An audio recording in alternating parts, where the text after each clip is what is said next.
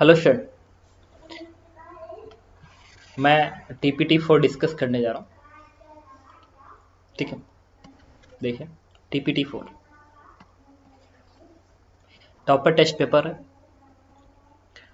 और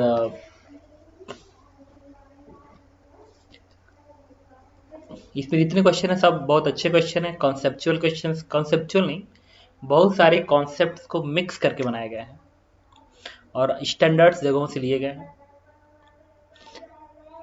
इसको उन्हीं बच्चों के लिए रिकमेंड करते हैं जो अंडर 500 रैंक लाना चाहते हैं। ओके, इस TPT को आप डिस्क्रिप्शन बॉक्स में पा सकते हैं, प्लस इसको आप मेरे व्हाट्सएप ग्रुप में पा सकते हैं। बट कंडीशन है कि अगर आपका परसेंटाइल 99 परसेंटाइल से ऊपर है तो आप मुझे व्हाट्सएप कर सकते हैं। व्हाट्सएप स्क्रीन पे होगा, ठीक है। व्हाट्सएप नंबर मिल जाएगा आपको, ठीक है। तो मैं डिस्कस करने जा रहा हूँ। हाँ, व्हाट्सएप ग्रुप में अगर आप रहते हैं तो एक ऑर्डर में आपको मिलता रहेगा। जैसे टॉपर DPP मिलेगा, फिर टॉपर टेस्ट पेपर मिलेगा। उसके बाद हम क्या करेंगे, अगले दिन इसका आपको आंसर्स की और सोल्यूशन दे देंगे, आप मैच कराइए। उसके तुरंत बाद मैं आपको वीडियो सोल्यूशन दे दूंगा, आप उसको देखिए। और मैं जानता हूँ कि वो आपको समझ में आ जाएगा। स्टिल अगर आपको कोई प्रॉब्लम है तो मुझे सेंड करिए, व्हाट्सअप करिए, मैं आपको हेल्प कर दूंगा। ठीक, गुड।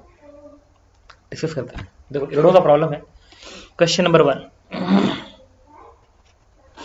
1 कह रहा है कि इरोडो का SHM का प्रॉब्लम है। A smooth horizontal disk rotate about the vertical axis O with the constant angular velocity omega. A thin uniform rod AB of length L perform small oscillation about the vertical axis A. Vertical axis A, this one is the A, is fixed to the disk at the distance A from the axis of disk. Axis से E दूरी पे है. Find the omega naught of this oscillation assuming L is less than A. ठीक है, तो एक disc है बड़ा सा, वैसे हॉरिजॉन्टल प्लेन में घूम रहा है। उसके एक्सिस से A दूरी पे एक रॉड है, उसी के ऊपर रॉड है, तो रॉड भी इस डिस्क के साथ ऐसे घूम रहा होगा, ऐसे घूम रहा होगा। अब आप उस रॉड को ना हल्का सा ऐसे शिफ्ट करके छोड़ दीजिए, तो आप पाएंगे ना कि इसका मोशन ना ऐसे होगा, ऐसे ऐसे ऐसे। बेसिकली ये जो रॉड होगा ना वो कैसे घूम रहा होगा मैं बताता हूँ। ये एक्सिस है, तो ऐसे रॉड ऐसे घूमेगा, ऐसे। कह रहा है इसके ऑसिलेशन का, ये जो ऑसिलेशन है इसका टाइम पीरियड बताइए। टाइम पीरियड फ्रेम इंडिपेंडेंट, ठीक है। इंपॉर्टेंट वर्ड है टाइम पीरियड फ्रेम इंडिपेंडेंट है, ठीक है। तो इस कॉन्सेप्ट का हेल्प लीजिए और एकदम आराम से सॉल्व करेंगे। जल्दी किसकी, कोई जल्दी नहीं, आराम से सॉल्व करो। व्हाइट बोर्ड पे चलते हैं, डिस्क बनाते हैं। इसमें एक इसका सेंटर होगा, दिस वन इज, यहां से ए दूरी पे एक रॉड बनाते हैं,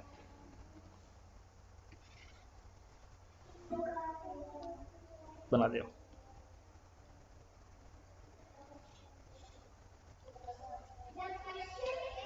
this distance is A and rod का मास m के बराबर है। यहाँ पे एक्सिस है इसकी, ठीक है। रॉड का लेंथ l के बराबर है। क्वेश्चन में मेंशन है कि l is very very less compare to a, तो ये लेंथ बहुत ही कम है कंपेयर टू दिस। अब पूरा डिस्क एंगुलर स्पीड ओमेगा से घूम रहा है। मैंने क्या किया, इस डिस्क के एक्सिस पे खड़ा हो जाता है।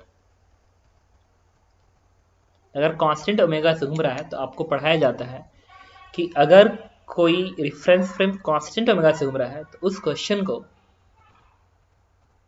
सॉल्व करने का हमारे पास उसके फ्रेम से हम चाहे तो सॉल्व कर सकते हैं इजीली, या ग्राउंड फ्रेम से। तो मैं इस फ्रेम का हेल्प लूंगा, और इस फ्रेम से हमें बेसिकली दो फोर्स जरूरत होती है। एक होता है सेंट्रीफ्यूगल फोर्स, एक होता है कोरियोलिस फोर्स। सेंट्रीफ्यूगल फोर्स इस एक्सिस के अलोंग आता है, और कोरियोलिस फोर्सेस जो होता है वो, हालांकि उसको अभी जानने की जरूरत नहीं है, उसके बिना ही सॉल्व हो जाएगा, बट मैं बताता हूँ। कोरियोलिस फोर्स का फॉर्मूला होता है 2m v relative cross omega. तो ये वाला पॉइंट ऊपर की ओर जा रहा है भी रिलेटिव, क्योंकि इसके फ्रेम में इसके फ्रेम में इसका मोशन कैसे होगा, ऐसे होगा। तो ये पॉइंट ऊपर की ओर जा रहा है। ओमेगा का डायरेक्शन सेंस मेरी तरफ है, डायरेक्शन देखो ऐसे घूम रहा है ना, तो ओमेगा मेरे तरफ है। सुन लो, बट उतनी जरूरत नहीं है, मैं बताऊंगा क्यों नहीं कोरियोलिस की जरूरत है, वही बता रहा हूँ। तो ओमेगा मेरे तरफ है, ओमेगा मेरे तरफ है, और भी क्रॉस ओमेगा चाहिए। देखिए भी क्रॉस ओमेगा चाहिए, तो भी इधर है और ओमेगा मेरे तरफ है, तो भी क्रॉस ओमेगा, भी क्रॉस ओमेगा आ गया इधर। ओके, बट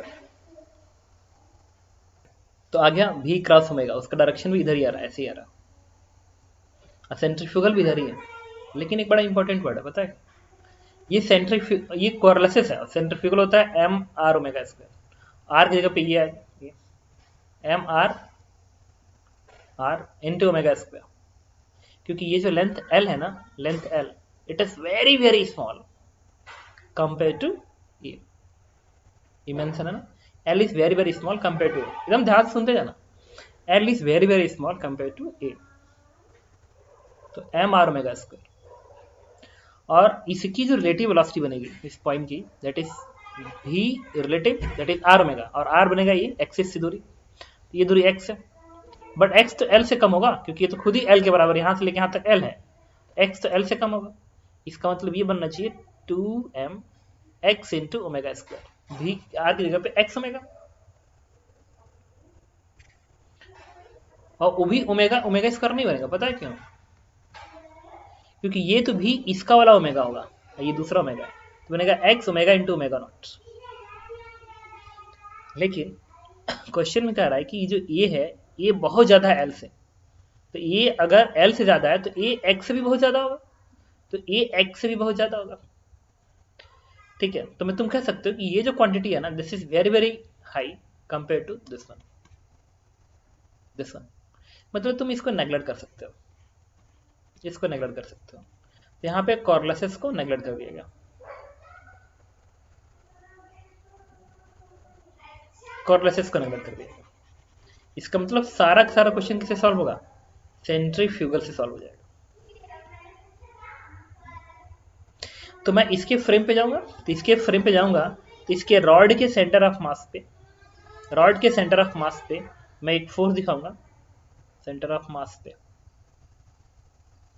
यहाँ पे सेंटर ऑफ मास मान लो, इस पे मैं एक फोर्स दिखाऊंगा जो कि बाहर पर होगा, ये point of application of centrifugal force होगा, and that is M R omega square, और आर इसके सेंटर ऑफ मास की दूरी यहां से होगा, बट ये तो ए है और ये दूरी L/2 होगा, but L/2 is very very small compare to A, तो यहां से लेके यहां तक की दूरी लगभग तुम ये मान सकते हो, तो M R into omega square, ये वाला ओमेगा लिखते हैं।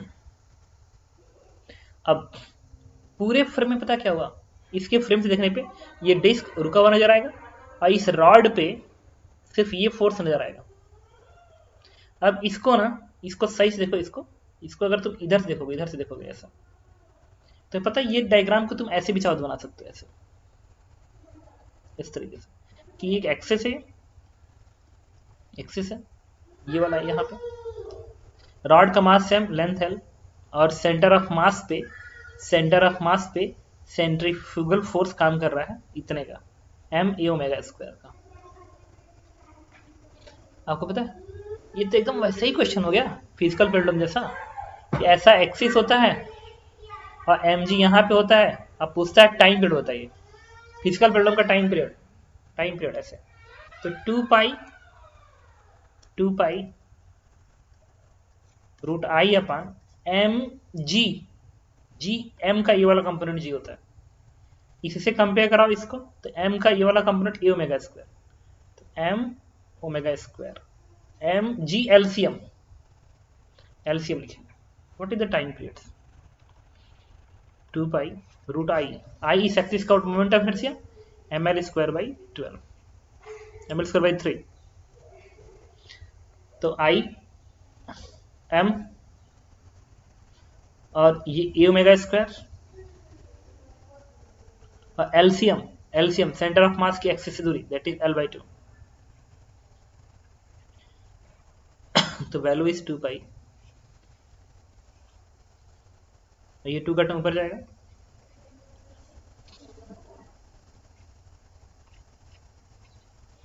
टू एल अपॉन 3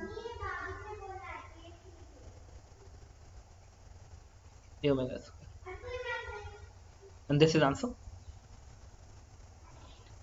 तो अच्छा ये एंगुलर फ्रीक्वेंसी है ना, तो टाइम पीरियड ये है, तो 2 पाई ओमेगा कर दो इसको, ओमेगा नॉट, तो ओमेगा नॉट की हो जाएगी 3 A omega square upon root 12, 3/2 का टर्म दिखना चाहिए ऑप्शन में, 3/2 आंसर इज,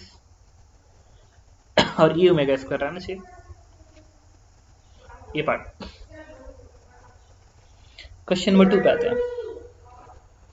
2 में कह रहा है कि क्वेश्चन आप पढ़ लीजिए, A cylindrical symmetrical body is attached to the two identical chord at the point near its end. The chord are, अच्छा ये डायग्राम है, अब पूछ रहा है कि इस ब्लॉक का एक्सेलरेशन कितना है, जबकि इसका मास सेम, तो इसको तुम इधर से देखो, तो इधर से देखो, तो जब इधर से देखोगे ना तो तुम्हें कैसा नजर आएगा डायग्राम बताता हूँ।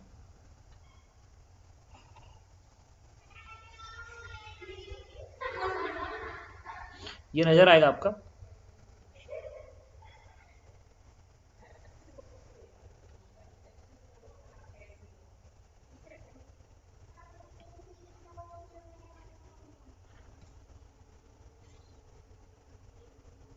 ये कुछ ऐसा नजर आएगा, ठीक है। अब इसमें क्या जानते हो, इसका भी मास सेम है, डिस्क है, इसका भी मास सेम है। अब ये जब ऐसे घूमेगा ना तो ये ब्लॉक नीचे को आएगा, तो इसका मोशन ऐसे होगा, ये घूमेगा और ये नीचे को आएगा, एपीडी बना। तो यहाँ का टेंशन T दिखाइए T1, यहाँ का भी T1, यहाँ का T2 दिखा दो, इसका बिट में BD में mg दिखा दो, यहाँ पे भी mg दिखा दो, इसका एक्सेलरेशन ये मान लो और इसका एंगुलर एक्सेलरेशन अल्फा मान लो। इस पे लिखो फोर्स इक्वेशन, तो mg माइनस T1 बराबर m इंटू ए, ट्रांसलेट कर रहा है। अब इसमें ना इसके ऊपर ये ट्रांसलेट भी कर रहा है, रोटेट भी कर रहा है, तो दो इक्वेशन होगा, एक ट्रांसलेटरी एक rotatory centre of mass, but better है ना ये वाला पॉइंट IAR की तरह से काम कर रहा है, इंस्टेंटेनियस एक्सिस ऑफ रोटेशन है IAR, तो इसी के अबाउट लिख दो सिर्फ इस पे, ठीक है। इसके अबाउट टॉर्क लिखेंगे mg का। अब इसके कुछ कंडीशंस होते हैं कब लिखे जाते हैं, रोटेशनल मैकेनिक्स बताया जाता है, बट इस केस में तो लिखा जा सकता है आराम से।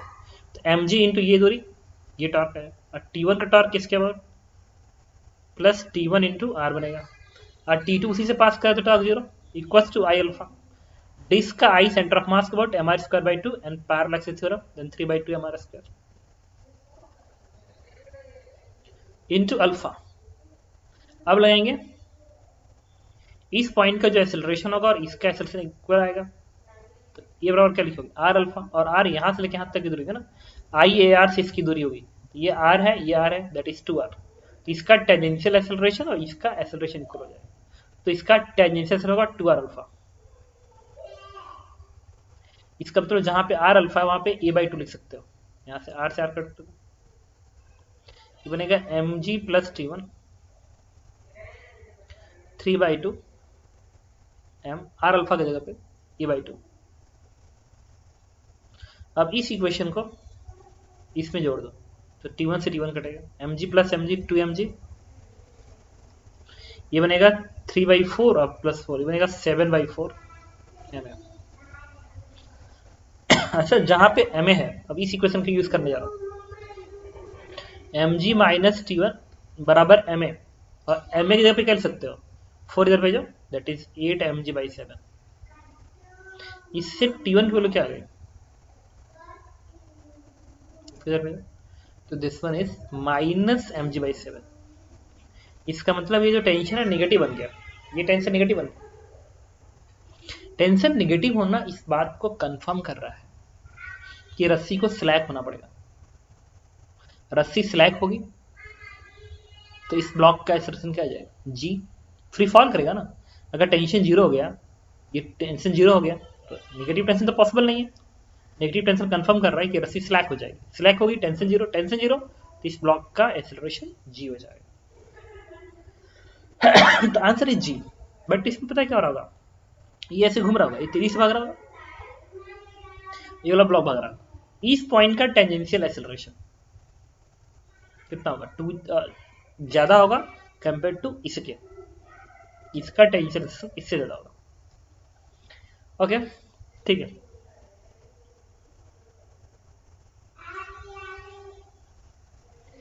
तो आंसर क्या होगा, इस ब्लॉक का एक्सेलरेशन इज जी। अब कोई पूछे इसका एक्सेलरेशन क्या होगा, तो इसको अलग से एबीडी बना के सॉल्व करो, मतलब एक नया क्वेश्चन मान लो ऐसा ऐसा। अब इसको अलग सॉल्व कर लो तो इसके सेंटर का जाएगा, इसका तो G, answer is G, answer is G, जो कि दिख रहा डी पार्ट में। क्वेश्चन नंबर 3 कह रहा है find the value of R so that the heat develop in it will be maximum. कह रहा है इस आर की वैल्यू बताइए ताकि इसमें हीट डेवलप मैक्सिमम। देखो ये मैक्सिमम आउटपुट थ्योरम है जो कि रीडो के अंदर है, और वो थ्योरम ये कहता है कि किसी रजिस्टर में अगर आपको हीट डेवलप मैक्सिमम निकालना है तो उस रजिस्टर को ओपन सर्किट करिए, सारे बैटरी को शॉर्ट सर्किट करिए, और ओपन सर्किट के अबाउट इक्विवेलेंट रेजिस्टेंस निकाल लीजिए। जो इक्विवेलेंट रेजिस्टेंस आएगा वही आंसर होना चाहिए। मैक्सिमम आउटपुट थ्योरम ये है कि मेक रजिस्टर जिसमें आपको पावर मैक्सिमाइज करना है, make register open circuit and all battery short circuit and find equivalent resistance across open circuit for maximum power. The resistor must be equal to equivalent resistance. Okay, तो हम इस concept की help लेंगे, क्या करेंगे, इसको कंडक्टिंग वायर बना दो बस। तो अब इस सर्किट में ना ये रेजिस्टेंसेस खत्म हो, ये ईएमएफ जो ईएमएफ है ना, ईएमएफ खत्म हो गया। अब ये डायग्राम ऐसे बन गया बस। अब तुम देखना, तो ये दोनों किस में है, और ये बन गया ओपन सर्किट, ये बन गया ओपन सर्किट ऐसे। अब इसके अक्रॉस, अब आपको इसके अक्रॉस क्या निकालना है, इक्विवेलेंट रेजिस्टेंस निकालना है। ये आर ए आर सीरीज में तो 2R बनेगा, ये 2R इस 2R के साथ पैरेलल, तो कितना आएगा आर, और ये आर इस आर के साथ सीरीज में तो 2R, ये 2R पूरा इसके साथ पैरेलल तो आर आएगा, और ये आर इसके साथ सीरीज में तो 2R, और ये पूरा 2R ही इस पॉइंट के बाद क्या होगा, इक्विवेलेंट रेजिस्टेंस होगा। Answer is 2R। Question number 4 पे आता है, एक अच्छा सा क्वेश्चन है। कह रहा है कि simple pendulum is release from rest with string horizontal, ये स्ट्रिंग हॉरिजॉन्टल है, there is a two arc AP and PB defined in the figure, AP and PB ये 30 डिग्री है, which of following option is correct, in path AP Bob will take the time greater than root L by G। AP यहाँ से यहाँ तक जाने का जो time होगा वो रूट L by G से ज्यादा होगा, प्रूफ करो।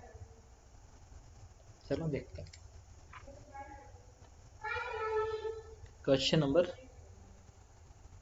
4।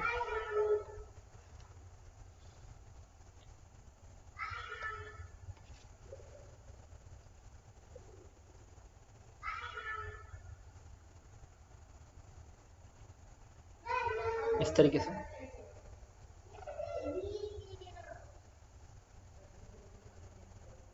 ठीक है।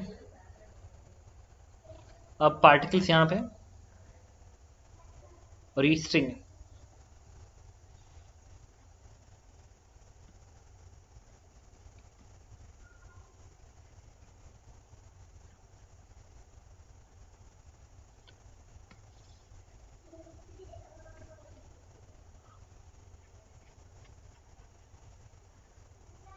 अच्छा मुझे बताओ, अगर ये स्ट्रिंग नहीं होती मतलब पाथ एपी की बात कर रहा हूँ, पाथ एपी की, पी पे अगर एबीडी बनाया तो एम जी निष्क्रिय दिखेगा, टेंशन टी ऐसे दिखेगा।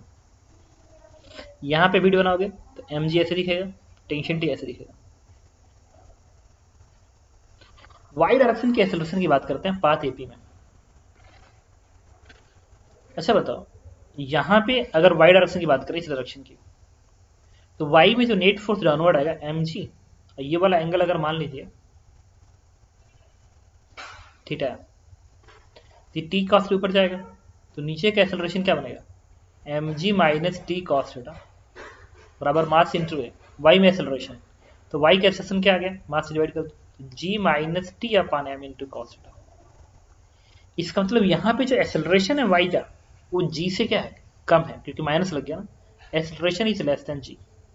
इक्वल टू लगा सकते हो, पता है कहाँ पे, यहाँ पे यहाँ का एक्सेलरेशन जी बनेगा, और यहाँ से लेके यहाँ तक आते समय जो भी पार्टिकल का वाई का एक्सेलरेशन है, वाई का, that is less than G, less than G. तो यहाँ से यहाँ तक आते समय पार्टिकल का वाई में एक्सेलरेशन जी से कम है, जी से कम। ओके अच्छा अब मुझे बताओ, इसे हटा दूं, अगर ये पार्टिकल यहाँ से यहाँ तक आया है, ये वाला एंगल 30 डिग्री है, और ये रेडियस, ये लेंथ एल के बराबर, लेंथ एल के बराबर, एल के बराबर, तो y में डिस्प्लेसमेंट कितना हुआ, इस पार्टिकल का y में डिस्प्लेसमेंट कितना हुआ, अगर ये l है और ये 30 है तो बनेगा l sin 30, ठीक है। अच्छा अगर एक पार्टिकल को मैं यहां से रिलीज करूं, इस रस्सी वाले पार्टिकल को यहां से रिलीज करो और यहीं से एक पार्टिकल ऐसे रिलीज करो, ऐसे मतलब ऐसे, ये रस्सी वाला पार्टिकल यहाँ पे है और एक दूसरा पार्टिकल हाथ से ले लिया और दोनों को छोड़ रहा हूँ और 30 डिग्री तक मेजरमेंट टाइम करूंगा, ये तो ऐसे जाएगा और ये ऐसे जाएगा, तो 30 डिग्री जब ये कवर कर रहा है तब इसका एक्सेलरेशन जी होगा और इसका एक्सेलरेशन जी से कम होगा, तो कंफर्म ये जल्दी पहुंच जाएगा, क्योंकि जो फ्री फॉल करने वाला पार्टिकल है उसका एक्सेलरेशन ज्यादा है ना जी, और इसका तो देखो हमेशा लेस देन जी है। इसका मतलब कि अगर एक पार्टिकल को मैं यहां से रिलीज करता और उसको भी यहीं आने देता यहाँ पे, तो जितना वाई में इसका डिस्प्लेसमेंट है उतना वाई में इसका भी डिस्प्लेसमेंट है, लेकिन ये यहां से यहां तक जल्दी पहुंचेगा कंपेयर टू इसका यहां से यहां तक जाना, क्योंकि डिस्प्लेसमेंट तो इक्वल है, बट इस पार्टिकल का वाई में एक्सेलरेशन कम है जी से, इसका तो हमेशा जी है, मतलब इसका फ्री फॉल वाला का एक्सेलरेशन इसके वाई के एक्सेलरेशन से ज्यादा है। तो डिस्प्लेसमेंट क्या लिखेंगे, एल है ये 30, L sine 30, L sine 30, S बराबर U T plus half at square, U is 0, half acceleration मतलब फ्री फॉल पे लगा रहा हूँ, फ्री फॉल वाले का, half G into T one का स्क्वायर, यहां से यहां तक का टाइम टी वन मान लिया, इससे टी वन की वैल्यू आ गई रूट एल अपान जी, साइन 30 हाफ बनेगा, हाफ से हाफ कट जाएगा, टाइम टी वन कितना होगा, तो यहां से यहां तक जो फ्री फॉल का टाइम होगा वो रूट एल बाई जी होगा, और इस वाले पार्टिकल का जो आर्क पे चल रहा है उसका टाइम इससे ज्यादा आएगा, क्योंकि उसका एक्सेलरेशन कम है ना, जब एक्सेलरेशन कम होगा तो वाई में धीरे धीरे धीरे धीरे आएगा। इसका मतलब इसका जो ए पार्ट कह रहा है, in a path AP bob will take time greater than root L by G, एकदम सही कर रहा है। फिर कह रहा है अगला, in path AP bob will take more time than that of path PV, कह रहा है यहां से यहां तक आने के टाइम, यहां से यहां तक आने के टाइम का ज्यादा है, मतलब ये जल्दी कवर कर ले रहा है जबकि इधर धीरे से कवर कर रहा है। चलो निकालते हैं। अच्छा इस पीबी वाले पार्ट को ना मैंने दो इक्वल भाग में बांट दिया, 30-30 पे बांट दिया, देखो मैंने क्या किया, बांट दिया 30-30 पे, ये भी एंगल 30 कर दिया और ये भी एंगल 30 कर दिया।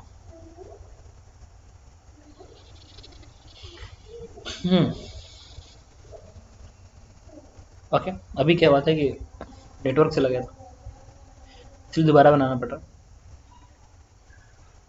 This angle is 30 degree, this point is a, this point is P and this is P, इसको इक्वल पार्ट में बांट दो, ये भी 30 ये भी 30 ताकि 90 हो जाए।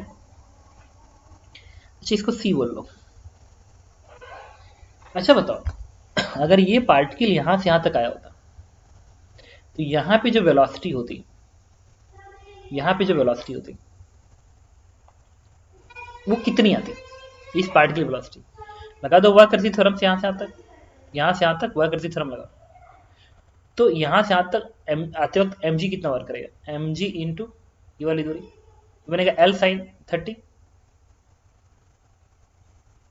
डिवाइडेड बाई एम जी, यहाँ से यहाँ तक change in kinetic energy, final kinetic energy half M V one square, initial kinetic zero, यहाँ से 2 से 2 कटेगा, वी वन की वैल्यू हो जाएगी रूट जी। अच्छा यहाँ की वेलोसिटी वी टू निकालते हैं, वी टू निकालते हैं, वी टू की वैल्यू कितनी आएगी, वी टू की वैल्यू आएगी यहाँ से यहाँ तक वर्क करती theorem.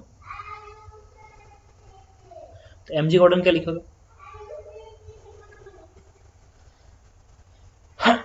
M G into L sine 60 degree, ये एल है ना और ये पूरा 60, L sine 60 half M V two square. यहाँ से वी टू की वैल्यू क्या आएगी, this one is root G root 3 V two बन गया। अच्छा एक काम करते हैं, यहां से यहां तक आते समय जो भी टाइम लगेगा, अच्छा इस पार्टिकल की वेलोसिटी इस जर्नी में पी से सी तक के जर्नी में, पी से सी तक के जर्नी में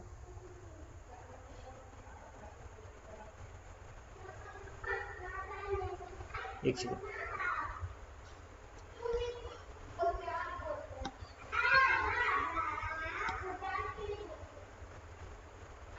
देखिए पी से सी तक की जर्नी में पार्टिकल की वेलोसिटी हमेशा v1 से ज्यादा रहेगी। क्यों, क्योंकि यहाँ पे तो v1 है, यहाँ पे वेलोसिटी v1 है, और जितना ही पार्टिकल नीचे जाएगा, जितना ही पार्टिकल की स्पीड बढ़ती जाएगी बढ़ती जाएगी बढ़ती जाएगी, तो इस रास्ते का टाइम अगर t2 है तो t2 हर हाल में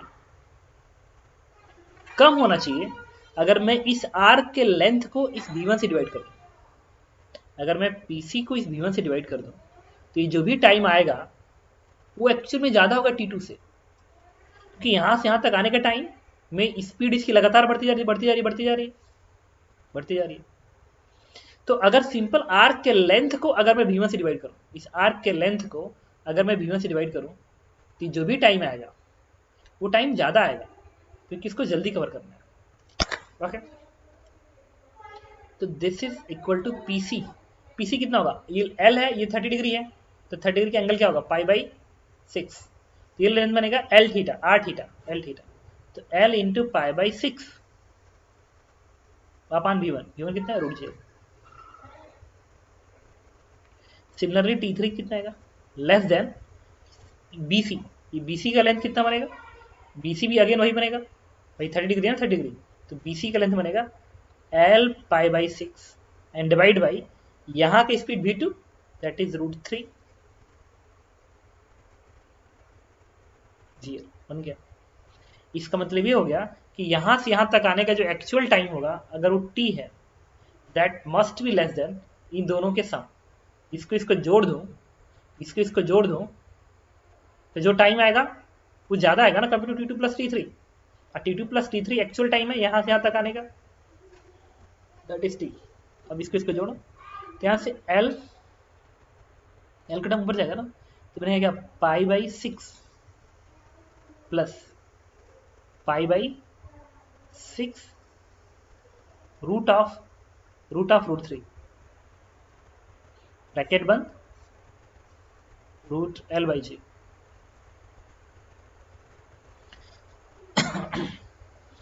अब इसकी वैल्यू फाइंड आउट करना पड़ेगा, पाई बाई 6 को बाहर निकाल लो, ये बनेगा 1 प्लस ये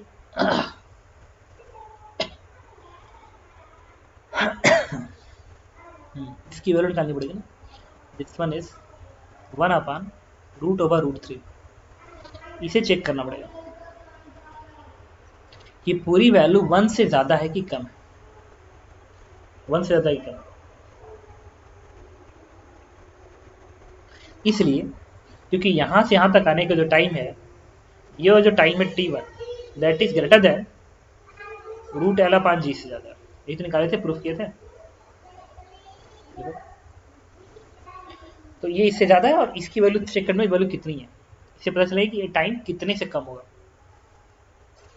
ये वैल्यू बता सकते हो कैसे आएगा? पाई की वैल्यू कितनी होती है? 3.14 अप्रोक्सीमेट, 6 25 ये करीब, और 6 दूनी 12, 0.52। अच्छा ये तो 1 है, ये वैल्यू कितनी आएगी नीचे? ये कितना है? 3 का पावर 1/4 है ना, ये 3 का पावर 1/4 है।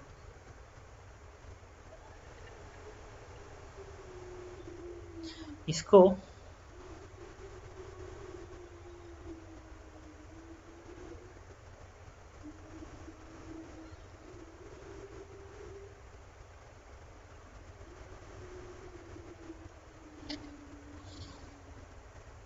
सर 3 रूट्स भी कितना होता है? 1 + 1/2, 2 3। इसकी वैल्यू आपको कैलकुलेट करनी पड़ेगी। अच्छा मैंने कैलकुलेट कर ली इसकी पूरी वैल्यू मोबाइल पे, तुम्हें निकालना पड़ेगा अप्रॉक्सीमेट वैल्यू। आता है अप्रॉक्सीमेट 0.91 √L/J, कितनी आती है? अच्छा ये जो वैल्यू है इसका मतलब ये जो टाइम टी है इससे कम है, मतलब यहाँ से यहाँ तक जाने का टाइम इससे कम आ रहा है, जबकि यहाँ से यहाँ तक टाइम इससे ज़्यादा है। कंफर्म हो गया कि ए से पी तक जाने का टाइम ज़्यादा होगा कंपेयर टू पी से बी। गुड, अच्छा क्वेश्चन, ठीक है ओके। तो more time than part B, B part is correct answer. Question number 5 में क्या रहा है?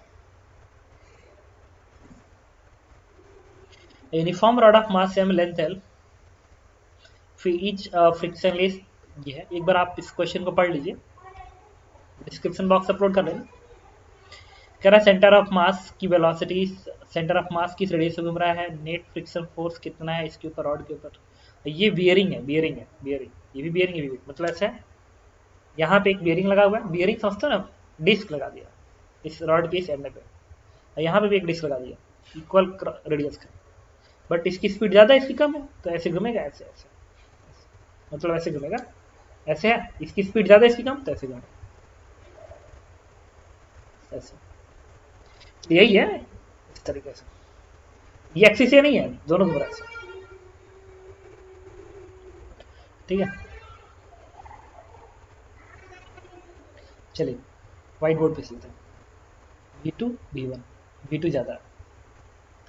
क्वेश्चन नंबर 6 अटेम्प्ट कर रहा हूँ, नहीं 5th अटेम्प्ट कर रहा हूँ।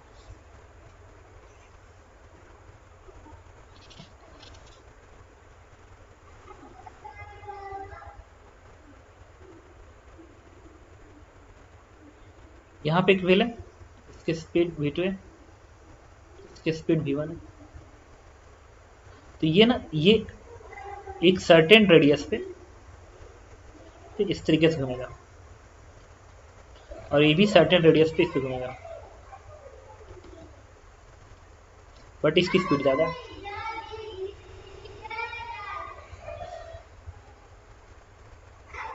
ऐसे घूमेगा, पूरा रॉड ऐसे घूमेगा, किसी टाइम पे ऐसे आएगा। इसकी स्पीड V2 है, इसकी स्पीड V1 है, लेंथ L के बराबर है। अच्छा इस रॉड की एंगुलर वेलोसिटी कितनी होगी? रोटेशनल मैकेनिक्स निकाल सकते हो, angular velocity is V2 - V1 upon L, इस रॉड की एंगुलर वेलोसिटी। अब कोई पूछे रॉड के सेंटर ऑफ मास की वेलोसिटी कितनी होगी, सेंटर ऑफ मास की, तो ये V1 है V2 है, तो इसकी वेलोसिटी आएगी V1 + V2 अपॉन 2, समझ ही रहोगे सिमेट्री से, ये इक्वल है। अच्छा ये दूरी r के बराबर है, सेंटर ऑफ मास घूम रहा है कितने रेडियस पे, r रेडियस, तो सेंटर ऑफ मास लगाओ v बराबर r ओमेगा, तो v ये है V1 + V2 अपॉन 2, v बराबर r इंटू ओमेगा, ये है रख दो, यहाँ से r की वैल्यू क्या आ गई, L upon 2 V1 + V2 divide by V2 - V1, ये रेडियस आ गया सेंटर ऑफ मास, तो L/2 V2 ऊपर V1 + V2, आंसर इज ये पार्ट। कह रहा है नेट फ्रिक्शन फोर्स कितना काम करेगा? देखो इस रॉड की सेंटर ऑफ मास की वेलोसिटी 0 है, टेंजेंशियल वेलोसिटी कांस्टेंट है, तो रॉड के अगर सेंटर ऑफ मास की टेंजेंशियल वेलोसिटी कांस्टेंट है, इसमें कोई भी टेंजेंशियल एक्सेलरेशन नहीं होगा, तो जो भी होगा क्या होगा? रेडियल एक्सेलरेशन होगा, radial acceleration toward the centre होगा। इसका मतलब इस व्हील पे जो फ्रिक्शन काम करेगा नीचे की ओर और इस व्हील पे जो फ्रिक्शन काम करेगा नीचे की ओर, दोनों का रिजल्टेंट सम नीचे की ओर फ्रिक्शन ही फोर्स आएगा। भाई ऐसे हुआ ना, ऐसे यहाँ पे इधर, यहाँ पे इधर, तो net force toward the centre, net force toward the centre and that will be friction बराबर M V square by R, centre of mass का, या एम आर ओमेगा स्क्वायर, तो मास एम और आर ये एम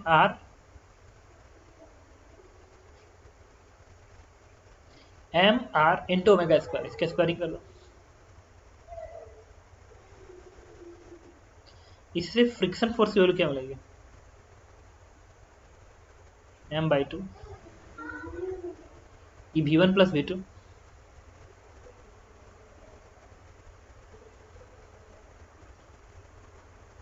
और ये cancel out हो जाएगा, v2 का स्क्वायर माइनस v1 का स्क्वायर बनेगा,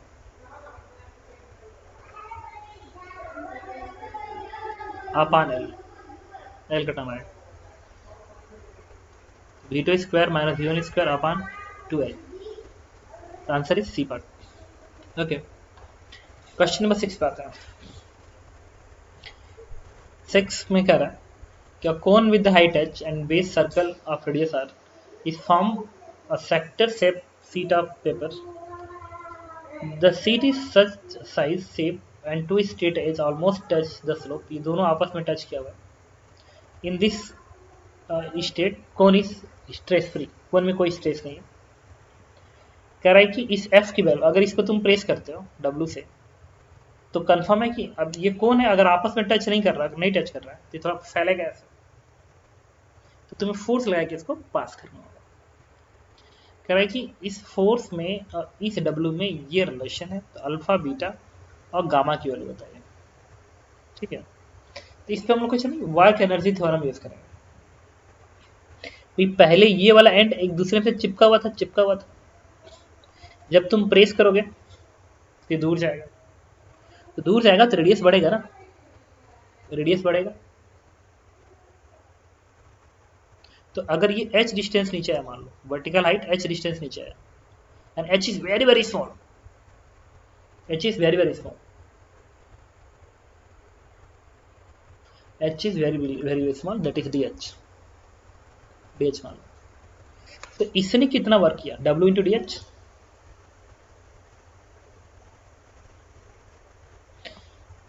अब ये जो गैप होगा, ये जो गैप है, हल्का सा जो गैप आया इसको प्रेस करने से, उसको इस फोर्स से तुम ऐसे रिपीट करो, एनर्जी कंजर्वेशन तो वैलिड रहेगा ना भाई। तो तुमने आप यहाँ से वर्क किया पॉजिटिव, यहाँ से नेगेटिव वर्क डन, बैलेंस कर देगा इस फोर्स का। तो ये गैप कितना आ गया, अगर मान लो ये रेडियस पहले आर था, अब बढ़ के कितना हो गया, आर प्लस डी आर हो गया, जब प्रेस किया तो रेडियस बढ़ गया, अब उसे घटाना है, तो कितना लेंथ पेरीफेरी पे घटेगा, तो पेरीफेरी आएगा दैट इज 2 पाई आर, तो डीपी क्या बनेगा, डिफ्रेंशिएट कर दो 2 पाई डी आर। इसका मतलब अगर सर्कल का रेडियस डी आर बढ़ा होता, तो पेरीफेरी पे जो जगह खाली होता उसकी वैल्यू होती 2 पाई आर डी आर। इस W का वर्डन क्या होगा, W into D S positive, और इस F का वर्डन क्या होगा, F इंटू दिस, क्योंकि आप दूर जा रहा है तो पास ला बनेगा minus F into 2 pi D R. यहां से F की वैल्यू तुम्हारी आ जाएगी, F is equal to W upon 2 pi DH upon D R. अब आपको DH अपॉन डी आर की वैल्यू निकालनी पड़ेगी। इसके लिए मैंने एक कॉन्सेप्ट ख्याल किया, कहा कि ये जो स्लैंट एज है ना, या इस एंड से इस पॉइंट की दूरी, ये कभी चेंज नहीं होगी, चाहे जो भी हो जाए कभी नहीं चेंज होगी, ये नहीं चेंज होगी, जब प्रेस करोगे ना तो ऐसे हो जाएगा, बट ये चेंज कभी नहीं। तो स्लैंट एज कैसे आएगा, ये एच है ये आर है, तो दूरी क्या बनेगी, स्लैंट एज का length L, H square plus L square का अंडर रूट आर स्क्वायर का अंडर रूट बनेगा L square H square plus R square, L constant है, डिफ्रेंशिएट कर दो बनेगा 0, ये बनेगा 2h dh बनेगा, ये बनेगा -2 प्लस 2r dr बनेगा।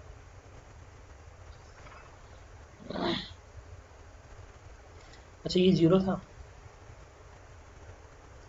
यहां से क्या आएगा, यहां से आ जाएगा आपका dh अपन dr की वैल्यू, इसको इसके नीचे भेज दो तो बनेगा r अपान h माइनस n के साथ। अब इसकी वैल्यू dh अपान dr की वैल्यू, इसकी वैल्यू उठा के तुम यहाँ पे रख दो, जिससे f की वैल्यू आ गई आपको w upon 2 pi dh upon dr is r upon h, तो ये बनेगा r अपान h। ठीक है, तो मैं इंक्लूड आ गया w r 2 पाई h, तो सब 1 के बराबर होगा, तो आंसर हो जाएगा A B C. Now question number 7 पे आता है। 7 में कह रहा है, एक अच्छा सा क्वेश्चन है फ्लूइड मैकेनिक्स का। At the top of long incline that make an angle theta with horizontal, there is a cylindrical vessel containing water to a depth h, h height तक वाटर है। A hole is a drill in a wall of cylinder, एक whole इसमें drill कर दिया गया, so as to produce the water jet that length a distance d down the incline, ये d दूरी पे जा रहा है इंक्लाइन पे। h is the made vessel should the hole be drilled in order to make the large as possible, d large as possible, इसलिए whole वहां बनाया गया ताकि ये जो दूरी d है ना ये बहुत ही ज्यादा आ जाए। तो बताइए इसमें से tan थीटा लेस देन 1/2 होगा तो d की मैक्सिमम वैल्यू कितनी आएगी ये बताइए। ठीक है, दूसरा tan थीटा अगर 1/2 से ज्यादा है तो what value of h for d is 0, then value of h for d max is 0, h की वैल्यू पूछ रहा कितना होगा, यहाँ पे d की वैल्यू पूछा, यहाँ पे h की वैल्यू पूछा। आगे बता दो,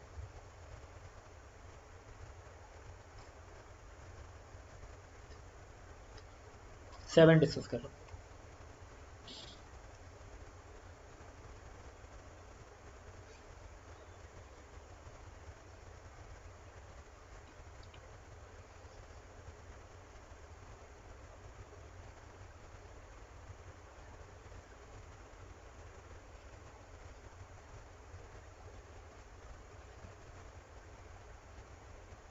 ये वाला एंगल थीटा है, पानी h हाइट तक भरा पड़ा है,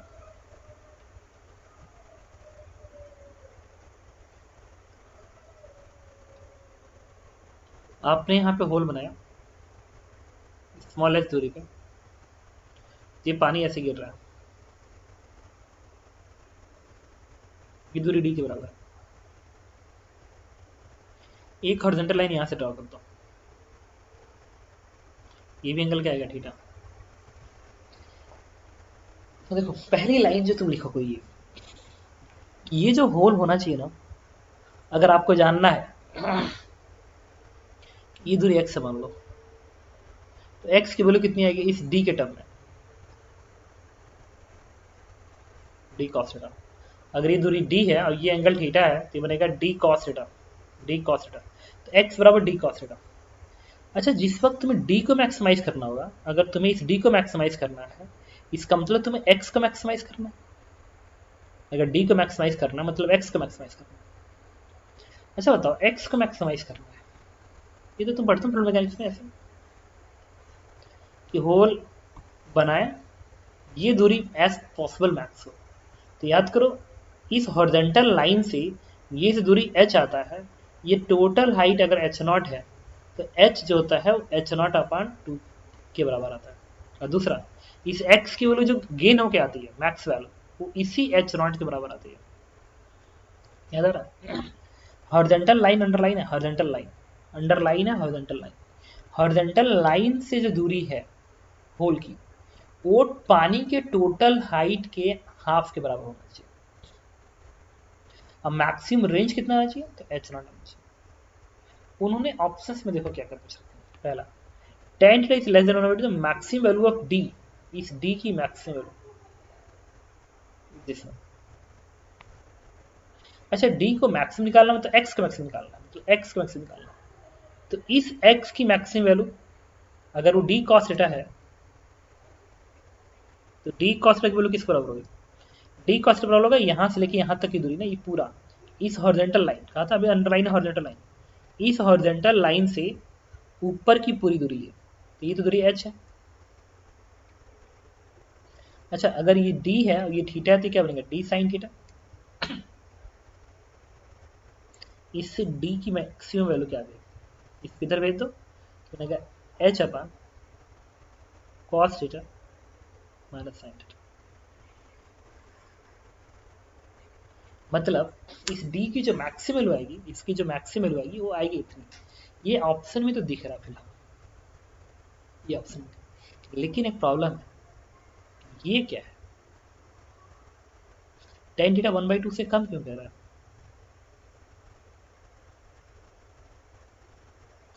इसमें then the value of H for D max is 0। समझना पड़ेगा ये क्या बताने की कोशिश कर रहा है। इसके लिए जो मैंने कॉन्सेप्ट यूज किया वो ये यूज किया,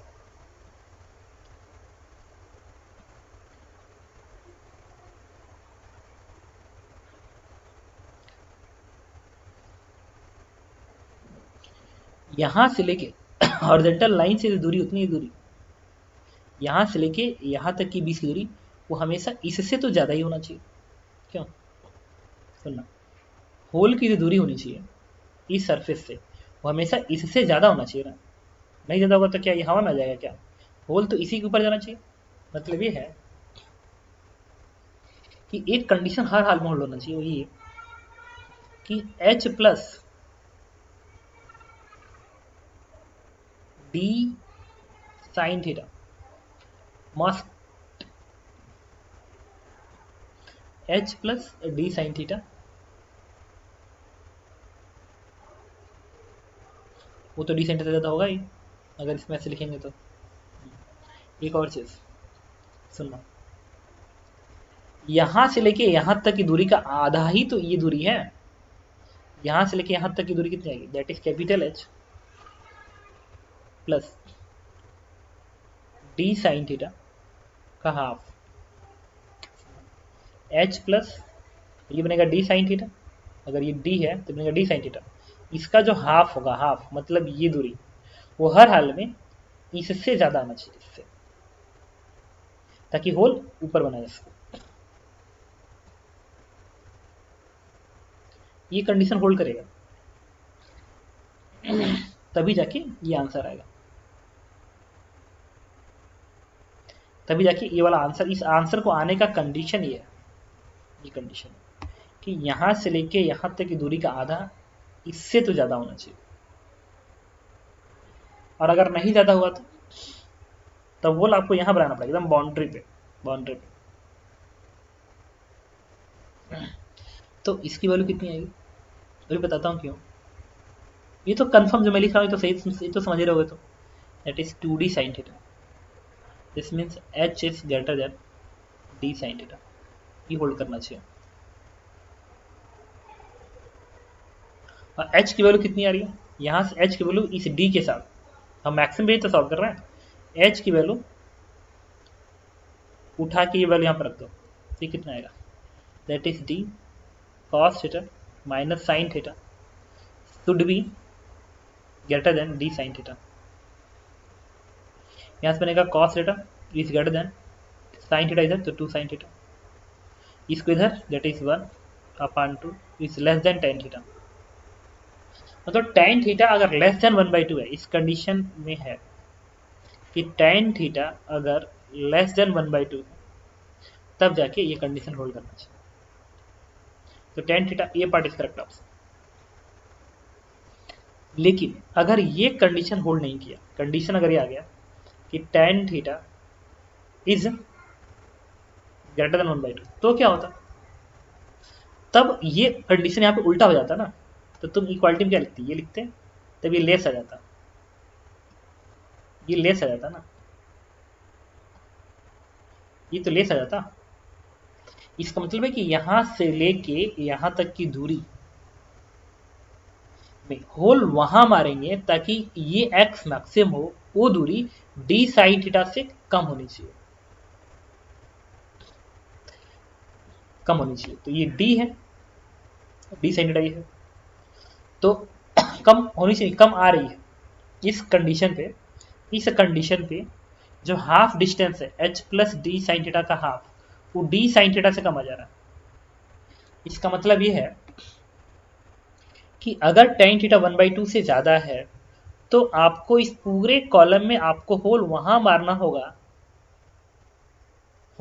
होगा, जिसकी इस हॉरिजॉन्टल से दूरी इसके नीचे आ रही है। तो मान लो यहाँ पा रही है, यहाँ पा रही है दूरी, यहाँ पा रही है। और आपको एक चीज अच्छे से पता है कि ये पढ़ाया गया आपको कि बीच में दूरी मैक्सिमम आती है, और इससे जितना दूरी तुम ऊपर जाते हो उतना ही सिमेट्री आती है। मतलब जितना ऊपर गए उतना ही अगर नीचे गए एकदम बराबर आएगी। तो मुझे बताओ, यहाँ पे दूरी मैक्सिमम आनी चाहिए, लेकिन यहाँ पे होल कर नहीं सकते हो, तो यहाँ पे होल कर नहीं सकते हो। और इस बीच से तुम जितना ऊपर जाओगे रेंज उतना ही कम आएगा। तो अगर यहाँ पे होल कर नहीं सकते हो तो तुम यहीं पे होल कर सकते हो, यहीं पे होल कर सकते हो, या ऊपर करोगे। लेकिन जितना इसके सेंटर से तुम ऊपर जाओगे उतना ही इस एक्स की वैल्यू कम आनी चाहिए। बट क्वेश्चन में तो एक्स को मैक्सिमाइज करना है, क्वेश्चन में तो एक्स को मैक्सिमाइज करना है। तो इस एक्स को मैक्सिमाइज करना है, तो इस पॉइंट से आपको कहां तक जा सकते हो ताकि होल बना पाओ? कंफर्म यहीं तक जा सकते हो, तभी तुम होल बना पाओगे ना। तो फिर आपको होल यहां बनाना पड़ेगा, तो h 0 होना चाहिए। इसका मतलब ये कंडीशन अगर यूज होता है, अगर ये कंडीशन आता है, तो इस केस में आपको जो होल बनाना होगा मैक्सिमम रेंज के लिए, वो h हर हाल में आना चाहिए, 0 आना चाहिए फॉर डी मैक्स। मतलब इस d को मैक्सिमम करने के लिए जो भी होल होगा वो इसी एज पे आना चाहिए, जो कि क्या रहा है h अगर tan theta is greater than 1/2, the value of h for d max is 0। Answer is C part. ये तो गलत हो जाएगा, तब ये 0 नहीं आएगा, ऊपर आ जाएगा। नहीं, तब तो जब तुम हाफ बनाओगे ना, हाफ बनाओगे, अगर ये tan थीटा इस केस में जो आधा आएगा वो इसके ऊपर आएगा। ऊपर तो कर ही सकते हो, बट नीचे तुम नहीं बना सकते। ओके, आई थिंक तुम समझ गए। स्टिल डाउट होगा तो व्हाट्सएप करना। 7 के बाद 8 पे आते हैं। 8 में क्या रहा है? A time varying magnetic field produced by solenoid whose center as same as a very small ring of mass m, ring है, चार्ज क्यूब, फ्रिक्शनलेस इनिशियली। कह रहा मैग्नेटिक फील्ड देखो B naught upon R, small R नीचे, and time का function. कह रहा है कि इस रिंग की velocity, velocity of ring at time T is, ये जो रिंग है ना इसकी वेलोसिटी बताइए टी टाइम पे कितना होगा। A very time varying magnetic field produced by the solenoid whose center of a time varying magnetic field produced by a solenoid, a very small ring of mass m charge cube placed in the frictionless fixed circular ring, ये fixed circular ring है, उसमें ring place है जिसका मास m charge cube. कह रहा है इसकी velocity बताइए टी टाइम पे, टेंजेंशियल एक्सेलरेशन कितना होगा। हाँ बस ओके, कंफर्म है। ये इंड्यूस इलेक्ट्रिक फील्ड का क्वेश्चन है, इंड्यूस इलेक्ट्रिक फील्ड निकालना पड़ेगा। लेकिन इंड्यूस इलेक्ट्रिक फील्ड निकालने के लिए क्वेश्चन नंबर 8,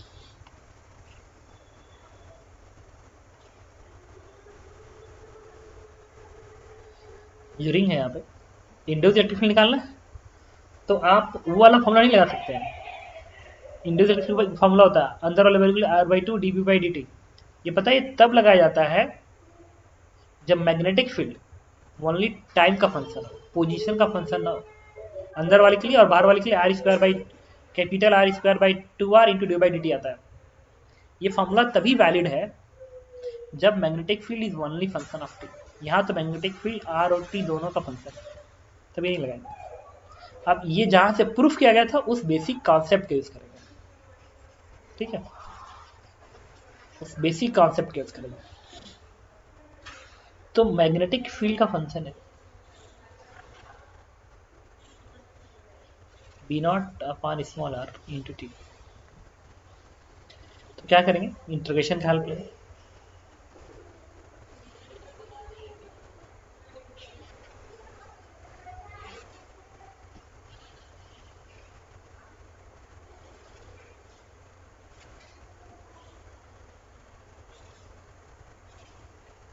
ये आर पे जाएंगे एंड डी आर का एक स्ट्रिप सेलेक्ट करेंगे और इस स्ट्रिप से हम लोग फ्लक्स निकालेंगे। कितना आएगा फ्लक्स? अब पूरे रिंग का रेडियस कितना है? ये कैपिटल आर है। इससे फ्लक्स कितना आएगा? That is d5 magnetic field B into इस छोटे से स्ट्रिप का area that is 2 pi R D R. R से आर कट गया, ये क्या बन गया? 2 pi B naught T into D R. Now integration, integration जो होगा यहाँ से लेके यहाँ तक पूरा कवर होगा ना, ताकि पूरा मैग्नेटिक फ्लक्स आ जाए। लिमिट जाएगा 0 से कैपिटल आर तक। तो इसको इंटीग्रल वैल्यू कितने आएगी? 2 pi B naught T into R. ये फ्लक्स बन गया। अब इस फ्लक्स का जो डिफ्रेंसिएशन आएगा d5 बाई dt, वो इस पूरे में ईएमएफ बताएगा। ईएमएफ तो d5 बाई dt निकालेंगे। ईएमएफ कितना है d5 by dt? It is 2 pi B naught R और t 1 बनेगा। ये बन गया ईएमएफ।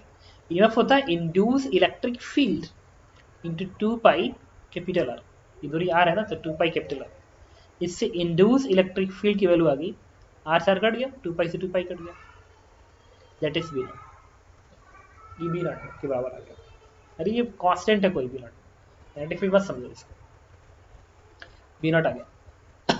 अच्छा इसका चार्ज क्यों है? और इतने का इलेक्ट्रिक फील्ड है यहाँ पे। अब induce electric field B naught बराबर है, तो यहाँ पे अगर इलेक्ट्रिक फील्ड है मान लो इस डायरेक्शन में, तो इस पे फोर्स काम करेगा। फोर्स की वैल्यू क्या होगी? Q into E. और ई यहाँ के induce electric field that is B naught. Direction पे नहीं जा रहा हूँ क्योंकि मुझे मैग्नीट्यूड से मतलब है। फोर्स इतना आ गया, तो what is tangential acceleration? Mass into tangential, क्योंकि फोर्स टेंजेंशियल है तो acceleration tangential mass into AT. AT की वैल्यू क्या आएगी? Q B naught upon M, that is tangential acceleration, जो कि कांस्टेंट है। तो Q B naught upon M, D part is correct answer. अब टेंजेंशियल एक्सेलरेशन कांस्टेंट हो गया ना, अगर टेंजेंशियल एक्सेलरेशन कांस्टेंट हो गया तो उसकी वेलोसिटी क्या आएगी? स्पीड v बराबर u plus AT. Acceleration constant, सीधे v बराबर u प्लस एटी। तो u v बराबर u जीरो है प्लस ए कितना है? Q B naught upon M into time T. Answer is A part, answer is A and D part.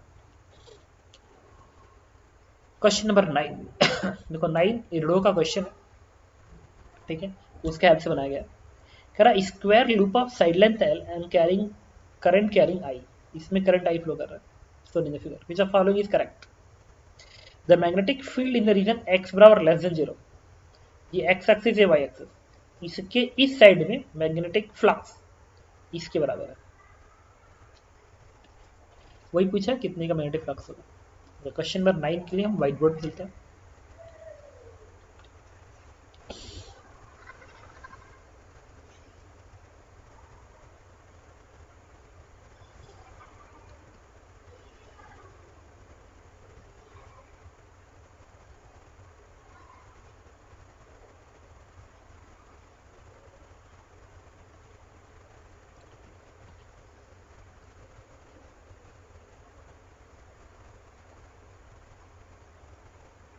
अब इसमें current ऐसे आई फ्लो कर रहा है, तो क्वेश्चन पूछ रहा है कि इस रीजन, अगर ये वाई एक्सिस है, इस रीजन में कितने का फ्लक्स लिंक होगा। ठीक है, तो देखो ये करंट ऐसे फ्लो कर रहा है, तो इसकी मैग्नेटिक फील्ड लाइंस कैसे आएंगी? इधर कर, घुमा फिंगर को घूमने के सेंस में, थंब अंदर, यहाँ क्रॉस से होगा, यहाँ पे डॉट से होगा। ये सारे फ्लक्स डॉट से हैं। कह रहा इस रीजन में कितने का फ्लक्स होगा, तो प्रॉब्लम आ गई ना, क्योंकि इसके वजह से मैग्नेटिक फील्ड लाइंस तो सेंटर पे निकालना आता है, बाहर वाले रीजन में तो मैग्नेटिक फील्ड्स निकालना ही नहीं आता।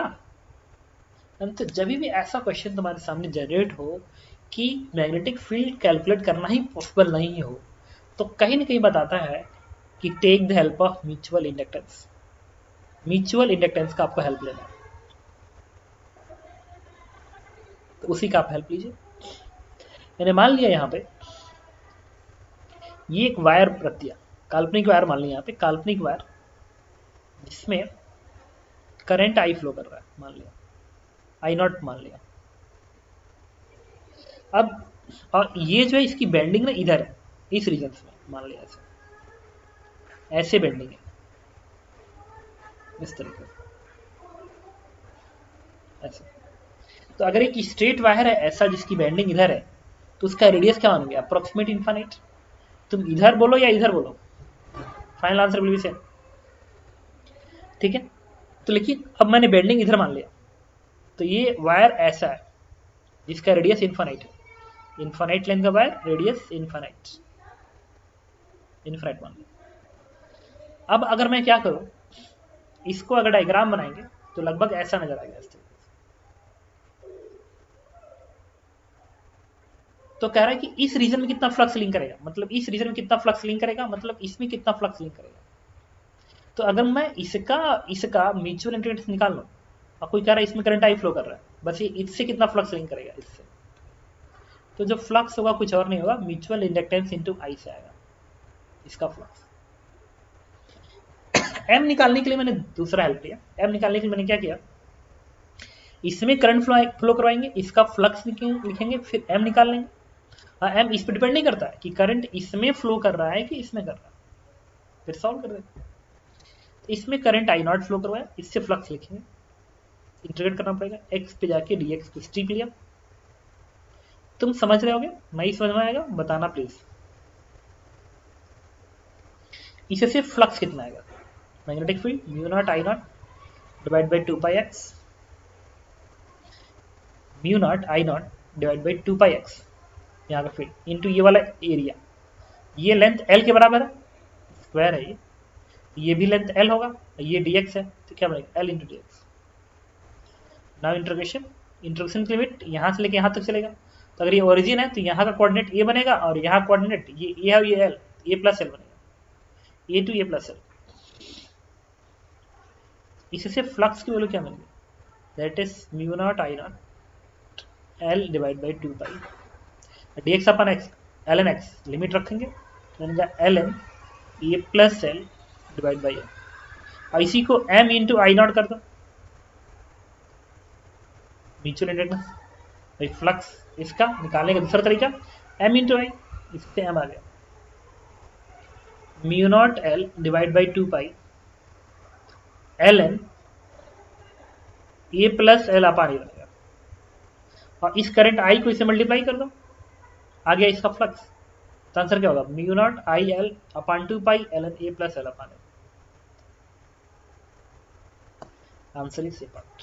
तुम समझ रहे हो मैं कैसे कर रहा हूं, म्यूचुअल इंडक्टेंस का हेल्प लिया। 9 के बाद क्वेश्चन नंबर 10 to 12 पे आते हैं। अगेन इरोडो का क्वेश्चन,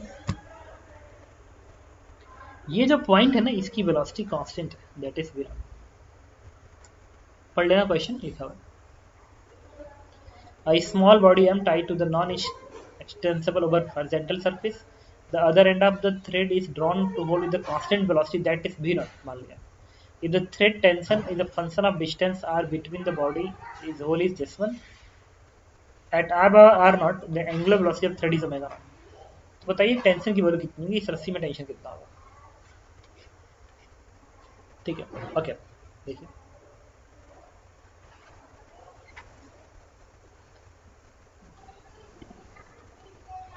अच्छा इसमें ये स्पाइरल मोशन है, ऐसे रेडियस धीरे धीरे कम हो रहा है।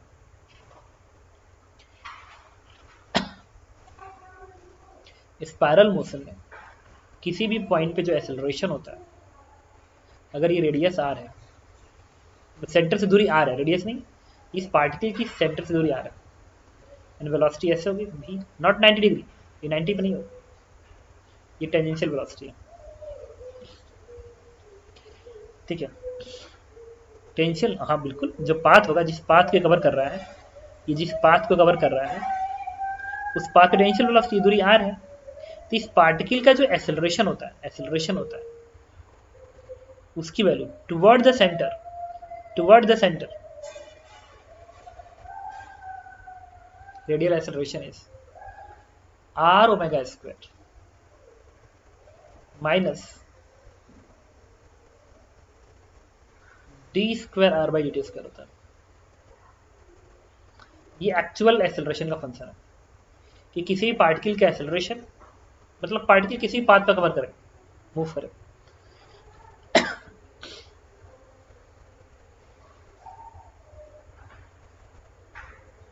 और ये ओरिजिन है और पाथ ये फिक्स पॉइंट फिक्स्ड। अगर पार्टिकल ऐसे घूम रहा है, ये पोजीशन वेक्टर आर, तो इस पार्टिकल का एक्सेलरेशन टुवर्ड द सेंटर इसको कवर करता है, ऑलवेज वैलिड जा रहा है। अब तक तुम लोग क्या पढ़ते थे, toward the centre acceleration R omega square, but repeat कर रहा हूँ, ये होता है। सर्कुलर मोशन में पता क्या होता है, सर्कुलर मोशन में जब आर होता है ना सेंटर से दूरी कांस्टेंट हो जाती है। अगर ये दूरी कांस्टेंट हो गई तो ये दूरी ये जीरो हो जाएगा, अगर ये दूरी कांस्टेंट आ गई तो D R by D T zero, velocity zero, तो उसका भी डिफरेंशिएशन ही है, तो अगेन जीरो। एक और खासियत देखना, क्वेश्चन क्या गया है कि ये जो खींचा जा रहा है नीचे को, ये कांस्टेंट वेलोसिटी v नॉट से खींचा जा रहा है, ये कांस्टेंट वेलोसिटी v नॉट से खींचा जा रहा है, v नॉट से जा रहा है, और ये दूरी r है। इस r का, इस पार्टिकल का इसके सेंटर से जो बीच की दूरी r है, उसका डिफरेंशिएशन ही v नॉट है, क्योंकि ये जितने से जाएगा उतना ही, जितना ही दूरी नीचे जाएगा उतना ही दूरी इधर आएगा, मतलब इस r का डिक्रीज होने का रेट v नॉट है। इसका मतलब तुम कह सकते हो कि हमारे क्वेश्चन के अकॉर्डिंग v नॉट is equal to minus D R by D T, but उन्होंने तो कहा v नॉट कॉन्स्टेंट है, इसको कर दो डिफरेंशिएट, आगे जीरो बिकॉज ऑफ कॉन्स्टेंट, तो ये क्या बन गया minus D square R by D T square, ये जीरो बन गया। इसका मतलब radial acceleration R omega square. तो किसी भी तरह के मोशन में toward the axis acceleration R omega square तभी होता है जब रेडियल वेलोसिटी कांस्टेंट हो, आइदर जीरो और कांस्टेंट। तो सर्कुलर जब मोशन होता है तो रेडियल वेलोसिटी जीरो होती है, वो भी कांस्टेंट ही है, इसलिए वैल्यू क्या होगी, ये वैल्यू जीरो आ गई, ये बनेगा।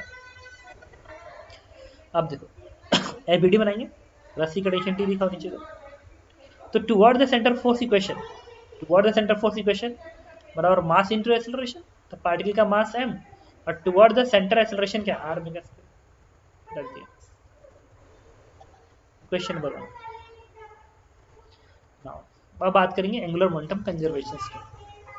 क्यों भाई, ये जो t है, इसकी रस्सी के ऊपर जो फोर्स लग रहा हो t ही तो है बस, और t इस एक्सिस से पास कर रहा है, तो टॉर्क हमेशा जीरो होगा, चाहे पार्टिकल यहाँ पर है तो चाहे पार्टिकल यहाँ पर है, तो टॉर्क हमेशा जीरो आएगा, टॉर्क हमेशा जीरो आएगा। एंगुलर मोमेंटम कंजर्व रहेगा। इनिशियली दूरी r नॉट थी और बाद में r हो गई, तो इनिशियल मोमेंटम क्या बनेगा, m into R naught square I, या I into omega naught, initial omega naught angular velocity, तो आई ओमेगा बन गया। और जब r दूरी पे पार्टिकल होगा तो angular momentum I M R square बनेगा इंटू ओमेगा, आई ओमेगा। इससे ओमेगा की वैल्यू क्या आ गई, ओमेगा की वैल्यू आ गई R naught square upon R square into omega naught. अब इसको उठा के तुम यहाँ पर गए तो टेंशन वैल्यू बन गई एम आर, और इसका स्क्वायरिंग करेंगे तो बनेगा आर नॉट का पावर 4 ओमेगा नॉट का स्क्वायर डिवाइड बाई आर का पावर 4। इससे टेंशन की वैल्यू बन गई एम आर नॉट का पावर 4 ओमेगा नॉट का square upon R cube. Okay, अब आप कंपेयर करा ना, तुमको 10, 11, 12 दोनों का आंसर मिल जाएगा। क्वेश्चन नंबर 13 से 15 तक पे आता है, बहुत अच्छा क्वेश्चन है। कह रहे two identical billiards ball of radius 5 centimetre, इसका radius 5 centimetre, each mass 1 kg moving with the speed 3 metre पर second without slipping toward each other on the horizontal rectangular U-tube shape sufficiently deep. Ball is clear to its base. Resulting instantaneous collision is perfectly elastic. During it, each ball reverses its linear velocity through their angular velocity are not affected. खैर होना भी नहीं चाहिए था। तो ये ऐसे आके टकरा रहा है, टक्कर के बाद ये ऐसे जा रहा है, ऐसे आ रहा है, नहीं ऐसे नहीं जा रहा, ऐसे आके टकरा रहा है और टकराने के बाद वेलोसिटी चेंज हो गई।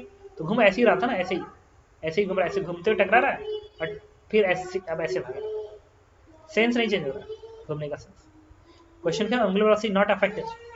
तो पहले आ रहा था ऐसे, ऐसे देखो ऐसे आ रहा है, टक्कर मारा और टक्कर मार के फिर ऐसे कह रहा है कि how wide does the trough need. कह रहा है इस ट्रफ में इस प्लेट और इस प्लेट के बीच की दूरी कितनी होनी चाहिए, so that ball to collide twice, ताकि ये बॉल दोबारा आपस में टकरा सके। मतलब जब ऐसे घूम के ऐसे आके टक्कर मारेंगे, तो टक्कर मारने के बाद जब फिर वापस जा रहे हैं तो रुकेंगे और रुक के फिर वापस आके टक्कर मार जाए। कह रहा है गैप कितना होना चाहिए ताकि ये दोबारा लौट आए। ओके, अब इस डायग्राम को तुम इधर से ना देख के थोड़ा इधर से देखने की, नहीं इधर से देखने की कोशिश करो, इधर से देखने की कोशिश करो तो तुम्हें ये लेंथ L दिखेगा और L जो होगा वो इस पॉइंट पे और इस पॉइंट पे टच करेगा और सेंटर ऊपर, सेंटर ऑफ मास से इस एज की जो दूरी होगी दैट इज स्मॉलर, वो रेडियस बराबर होगा। तो इस ट्रायंगल को मैं बनाने जा रहा हूँ व्हाइट बोर्ड पे। क्वेश्चन नंबर 13 कुछ इस तरीके से, ये दूरी L है और इसका सेंटर ऑफ मास यहाँ पे, और इसको जब इससे मिलाओगे ना ये दूरी रेडियस के बराबर बन जाएगी। इस दूरी को स्मॉलर मान लो और ये इसका सेंटर ऑफ मास बेसिकली। तो सेंटर ऑफ मास की जो हाइट होगी हॉरिजॉन्टल प्लेन से ट्रफ के टॉप सरफेस से, वो हमेशा ये रहेगी, मतलब ऐसे घूमेगा। ये ट्रफ का ये लेंथ है और स्फीयर ऐसे चल रहा है ऐसे। तो स्फीयर का जो सेंटर ऑफ मास और ट्रफ का ये लाइन ये सेंटर ऑफ मास, ये दूरी रेडियस बन जाएगी क्योंकि पेरीफेरी को टच कर रहा है, और ये दूरी बनेगा स्मॉलर, मतलब बीच दूरी 2L है, ये दूरी L मान लो, ये R। जो सेंटर ऑफ मास होगा जो ऐसे जा रहा है ना, ऐसे सेंटर ऑफ मास इस हॉरिजॉन्टल लाइन से हमेशा स्मॉल और दूरी पर आएगा और आगे को भागता नजर आएगा। व्हाट इज रिलेशन बिटवीन, अगर ये L है तो, और दोनों की बीच की दूरी क्या होगी, ये दूरी 2L है भाई। सेंटर ऑफ मास से ये दूरी L है तो सिमेट्री सीधा भी L होगा। वैसे इस ट्रायंगल में इक्वेशन लिख सकते हो क्या, दैट इज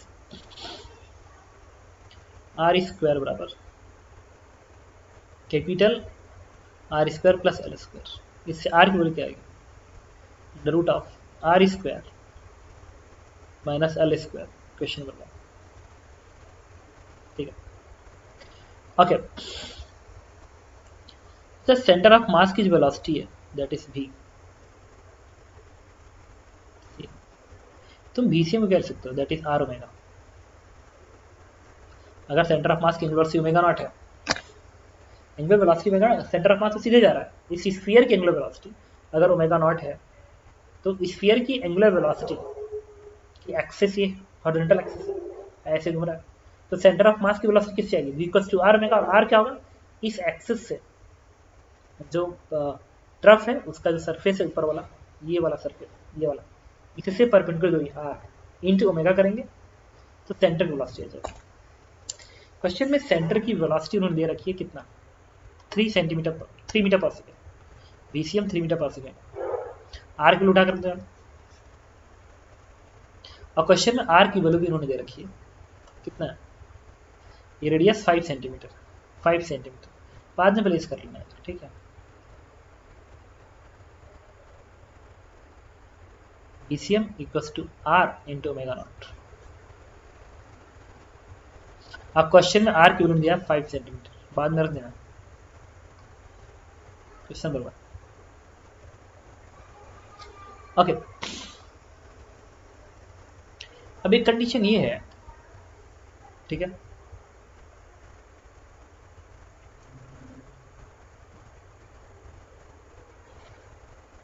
अब क्वेश्चन ये है कि अभी हमें R पता है, L निकालना है, ओमेगा नॉट चाहिए।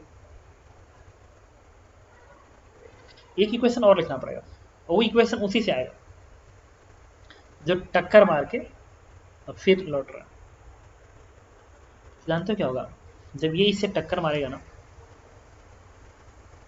ये सेंटर ऑफ मास है, ये वाली लाइन है हॉरिजॉन्टल लाइन जिसकी दूरी स्मॉल आ रहा है यहाँ से, जिस पे घूम रहा है, इतनी दूरी पे चल रहा है ना स्फीयर ऐसे। और यहाँ पे कॉन्टैक्ट है, ये वाला कॉन्टैक्ट ये वाला है, VCM है। ये VCM सीधे जा रहा था, ओमेगा से घूम रहा था। टक्कर पर पता क्या होगा, टक्कर के बाद VCM ऐसे जाएगा,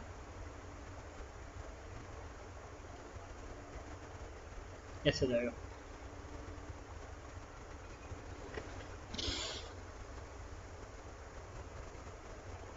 अच्छा ये कब लौटेगा वापस? टक्कर के बाद वेलोसिटी एक्सचेंज होगी ना, पहले वेलोसिटी इधर थी, टक्कर के बाद VCM इधर हो गया, बट ओमेगा का सेंस अभी भी ये रहा। अब VCM equals to R omega naught use हो रहा है। इस एक्सिस के अबाउट हम एंगुलर मोमेंटम की बात करेंगे। मतलब ये एक्सिस कौन सी है बताता हूँ। स्फीयर से जा रहा है ऐसे, स्फीयर से जा रहा है, ये एक्सिस है, एक्सिस है। स्फीयर इस पे ऐसे ऐसे घूमते जा रहा है, सेंटर ऊपर है, ये सेंटर है जहाँ पर स्फीयर ऐसे घूमते हुए जा रहा है। इस एक्सिस के अबाउट एंगुलर मोमेंटम की बात करेंगे। टक्कर के बाद घूम तो ऐसे ही रहा है, लेकिन सेंटर मास इधर आ गया। इनिशियल एंगुलर मोमेंटम इस एक्सिस के अबाउट पहले निकालते हैं क्या आएगा, क्योंकि एंगुलर मोमेंटम तो एक्सिस के अबाउट हमेशा कंजर्व रहेगा। क्योंकि अगर स्फीयर इस पे है तो ये जो फोर्स है इस साइड से इसी एक्सिस से पास कर रही है, और mg जो है इसी एक्सिस से पास कर रही है। नॉर्मल डायरेक्शन भी इसी से पास कर रहा है, फ्रिक्शन अगर यहाँ पे है तो भी इसी से पास कर रहा है। इस एक्सिस को net torque is 0, angular momentum is always conserve. Initial angular momentum निकालते हैं इस एक्सिस के बाद, तो होगा ICM omega plus MR perpendicular VCM। ICM omega sphere है ना, बिलर्ड बॉल स्फीयर है, तो ICM 2/5 MR स्क्वायर। ये R नहीं होता है, R ये होता है, ये रेडियस लिखो ना। ICM में MR स्क्वायर होता है ना, R तो उसका रेडियस होता है स्फीयर का, तो ICM into omega plus MR perpendicular centre of mass की इस एक्सिस से perpendicular, that is small r perpendicular VCM तो वही है जिससे जा रहा था VCM, ये वाला VCM को पता है 3 में। साइन बड़ा इंपॉर्टेंट है, प्लस की माइनस।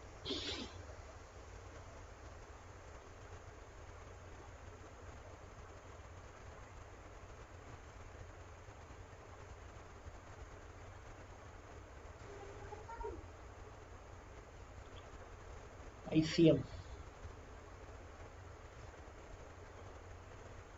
इस एक्सिस के about moment of inertia, ICM omega sphere से आ रहा था, ऐसा आ रहा, तो ICM omega naught and parallel theorem MVCM। अच्छी बात है, ओमेगा का सेंस ये था, अब VCM उल्टा आ गया मेरे तरफ, तो सेंस उल्टा आ गया ना इस एक्सिस के अबाउट। ICM ओमेगा तो ऐसी है इस सेंस में ऐसे, और VCM उल्टा हो गया, तो VCM इधर, तो VCM MR VCM MR perpendicular VCM, तो R परपेंडिकुलर है, VCM का सेंस उल्टा है ना ऐसे, ये सेंस उल्टा हो गया, ये प्लस नहीं लिखेंगे, यहाँ पे माइनस लिखेंगे। ये आ गया, और ये हमेशा क्या होना चाहिए, कंजर्व होना चाहिए। This value is always constant. अच्छा ये स्फीयर इधर जाते जाते जाते जाते अब किस सेंस को तूने पॉजिटिव माना, इस सेंस को तूने पॉजिटिव माना, देखो ये सेंस पॉजिटिव है ना, ये जो सेंस है इसको पॉजिटिव माना है, पॉजिटिव माना, तभी तो इस VCM वाला सेंस को नेगेटिव कर दिया। अच्छा अगर ये सेंस पॉजिटिव है, तो अगर ये वैल्यू हमेशा पॉजिटिव रहती है, सपोज करो ऐसे टक्कर मारने के बाद अगर इसी सेंस वाली वैल्यू हमेशा पॉजिटिव रहती है, तो एंगुलर मोमेंटम हमेशा कंजर्व होना चाहिए। तो जब ये ऐसे ऐसे घूम रहा था और सेंटर पर इधर आ गया, तो बॉटम पॉइंट पे तो फ्रिक्शन आ जाएगा, बॉटम पॉइंट पे फ्रिक्शन आएगा, क्योंकि ऐसे जा रहा है ऐसे ना, तो इस ये जो एज है ना ऐसे ना, ये हॉरिजॉन्टल लाइन है और ऐसे जा रहा है, तो यहाँ से फ्रिक्शन, यहाँ पे टच है ना ऐसे स्फीयर है, एक टच यहाँ पे एक टच यहाँ पे, मतलब एक टच यहाँ पे है और एक टच यहाँ पे है, ठीक है। तो बॉटम पॉइंट की वेलोसिटी के डायरेक्शन के अपोजिट फ्रिक्शन आ जाएगा, अब फ्रिक्शन इस VCM के अपोजिट आएगा, अपोजिट आएगा। कैसे? देखो कैसे, इस सेंस में देखो, ये ऐसे है ना, ये वाला पॉइंट यहाँ पे टच है, ये वाला ऐसी ग्रुप है ना, ग्रुप ऐसे यहाँ पे टच है ऐसे, तो घूम रहा है ऐसे, अगर ऐसे घूम रहा है, ऐसे घूम रहा है, तो सेंटर ऑफ मास के फ्रेम में इस पॉइंट पर से आना है। तो पहले क्या था, centre of mass velocity VCM इधर था और आर ओमेगा इधर होगा ना, ये घूम रहा था ओमेगा से ऐसे, तो आर ओमेगा इधर होगा और VCM आगे होगा, तभी तो VCM बराबर आर ओमेगा बना था, ये वाला इक्वेशन प्योर रोलिंग का। तो VCM इधर, आर ओमेगा इधर, तो नेट जीरो हो गया था, तो रेस्ट में था। अब की बार क्या होगा, आर ओमेगा तो पीछे है लेकिन VCM ही तो पीछे आ गया, टक्कर के बाद जब जा रहा था इधर, और VCM उल्टा आ गया टक्कर के बाद, तो VCM इधर आ गया, तो इस बॉटम, इस वाले पॉइंट की वेलोसिटी इधर आ गई, इधर आ गई, ऐसे जा रहा था ना, तो VCM जो आगे था वो पीछे हो गया, टक्कर के बाद VCM पीछे हो गया, और उसकी वजह से बॉटम पॉइंट की वेलोसिटी पीछे, तो फ्रिक्शन आगे हो गया ना, आगे। इसका मतलब जो भी फ्रिक्शन है, ठीक है, इस सरफेस पे, यहाँ पे और यहाँ पे, वो इस VCM के अपोजिट होगा। VCM आ गया इधर और यहाँ पे फ्रिक्शन इधर आ गया, इधर आ गया, तो ये जो फ्रिक्शन है वो VCM का अपोजिट है ना, तो VCM को क्या करेगा, कम करेगा। VCM को कम होना ही है, कम होना ही है, तो VCM को कम होना ही है।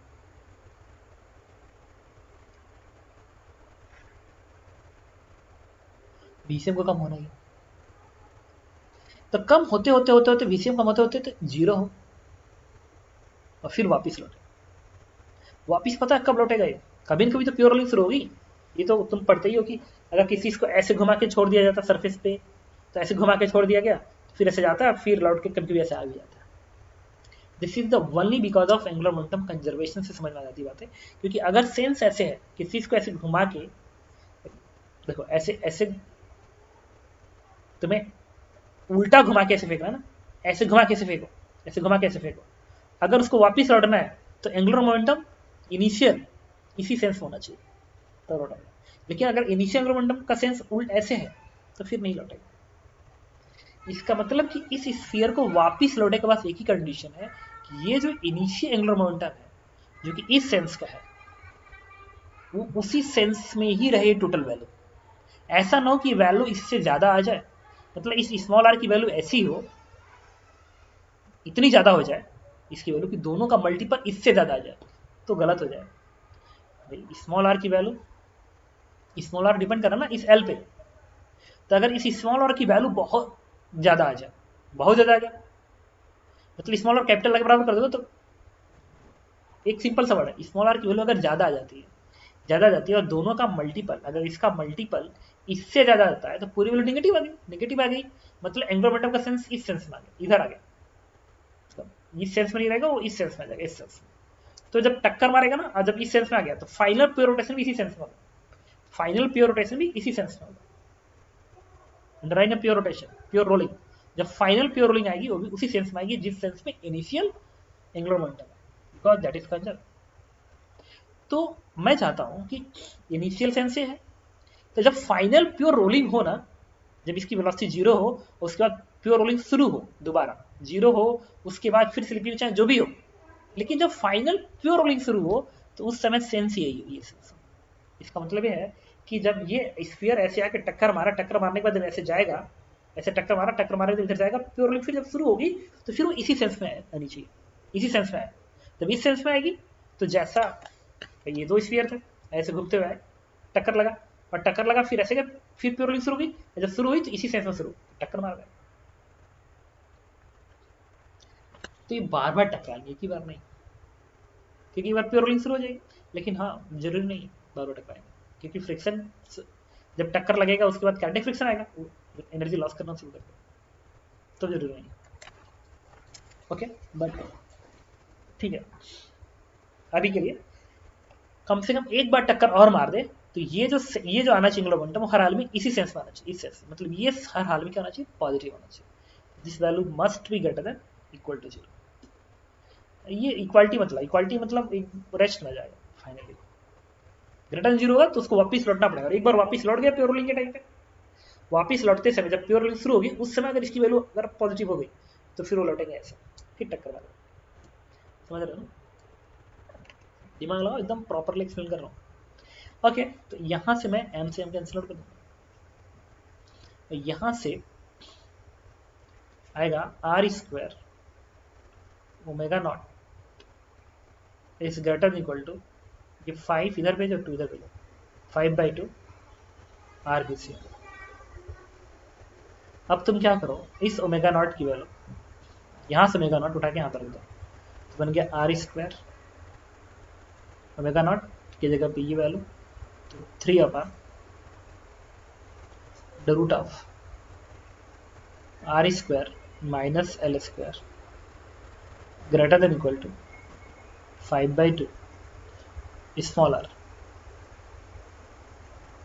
आर यहाँ से आएगा root R square minus L square and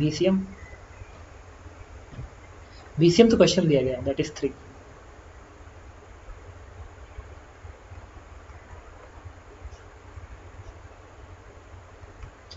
okay, इसको इधर भेजा, इसको इधर भेजा, तो ये बनी वैल्यू बनेगी 2r square greater than equal to 5, ये स्क्वायर हटा देगा तो बनेगा 5r square minus 5l square, तो यहाँ से बनेगा 5l square is greater then 2 इधर भेजो 3r स्क्वायर, तो l की value is greater than 3/5 into R square. और क्वेश्चन में आर स्क्वायर जो है रेडियस की वैल्यू कितनी दी गई है, तो रेडियस उन्होंने दिया है 5 सेंटीमीटर, तो 5 का स्क्वायर कर दो तो 15 बन गया ना, तो L is greater than root 15, तो एल की वैल्यू रूट 15 से ज़्यादा होना चाहिए। How does the tough need to be ball to collide twice, तो रूट 15 से ज़्यादा होना चाहिए, answer is root 15, that is the minimum value. Angular velocity of ball after the collision is least for the second collision के लिए list लेते हैं, ठीक, मतलब रूट 15 का हेल्प लेना है ओमेगा निकालने के लिए। ओमेगा तो कांस्टेंट है इनिशियली, जस्ट आफ्टर करें आफ्टर कोलिजन के तुरंत बाद की बात कर रहा है,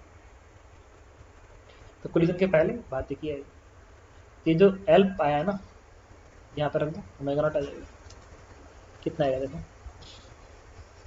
यहाँ 3 रखो और आर की जगह पे आर स्क्वायर 15 बनेगा लिस्ट वैल्यू, तो आर स्क्वायर 15, तो फिर 15 एल 15 बनेगा 15, और ये आर 5 था तो 25 से 15 रूट 10, तो बनेगा रूट 10, बट ये सेंटीमीटर है, सेंटीमीटर है तो -2 लगा लो, ओमेगा आ गया 300/10,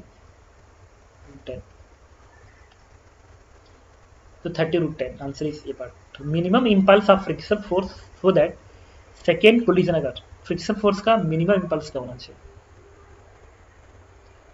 ठीक है। तो फ्रिक्शन फोर्स ने क्या किया, सेंटर ऑफ मास की वेलोसिटी को ही तो 0, इसकी वेलोसिटी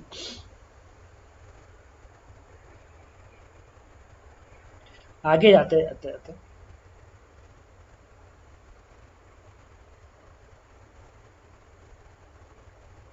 मिनिमम केस में क्या होना चाहिए, मिनिमम केस में पता है क्या होना चाहिए, इसकी वेलोसिटी जस्ट यहाँ पे जाते जाते जस्ट 0 हो जाए, और ओमेगा जो हो वो भी जस्ट 0 हो, अगर उससे हल्का सा भी ज्यादा होता है इसी सेंस का तो लौट आता, मतलब जब तुम इक्वालिटी यूज करोगे ना, रूट 15 की इक्वालिटी यूज करोगे, अगर एल बराबर रूट 15 यूज करोगे तो पूरी वैल्यू 0 हो जाएगी, ग्रेटर देन इक्वल टू है ना, ग्रेटर देन है ना, तो जब ये वैल्यू प्लेस कर दोगे तो पूरी वैल्यू 0 हो जाएगी, मतलब वहीं पर रुक जाएगी। इसका मतलब मिनिमम इम्पल्स कम से कम इतना होना चाहिए ताकि जस्ट वहां पे रुक जाए, उससे अगर ज्यादा होता इम्पल्स फ्रिक्शन उल्टा काम कर रहा है, उससे ज्यादा इम्पल्स दे दे लौट आएगा, सेंटर ऑफ मास की वेलोसिटी इधर है, फ्रिक्शन उल्टा काम कर रहा है, फ्रिक्शन इधर है और वेलोसिटी इधर, तो इसका इम्पल्स कम से कम इतना होना चाहिए कि यहाँ जाते जाते इसकी वेलोसिटी जस्ट 0, उससे हल्का से ज्यादा हुआ इम्पल्स तो लौटा देगा, ठीक है। This means m into VCM, तो हम आंसर करेंगे m इंटू VCM। m कितना है 1 kg और VCM r ओमेगा नॉट है। r की वैल्यू निकाल लेना, मास 1 kg into r omega not. Omega naught निकाल ही चुके हो, r निकाल ही चुके हो, उठा के प्लेस करना, आंसर दे देगा 15 के बाद। क्वेश्चन नंबर 16 to 18 में आता है। देखिए इस क्वेश्चन पे 16, इस क्वेश्चन की बार आप पढ़ लीजिए अच्छे से। मैं ऑलरेडी पढ़ चुका हूँ तो आप लोग रीड कर लो। If average normal reaction in vertical direction is so that the minimum frequency of particle to leave the rod, underline leave the rod, is this one, c is constant, तो alpha beta की value पूछ रहा है। एक तरीका dimension analysis आप निकाले होंगे तो आ जाएगा। ओके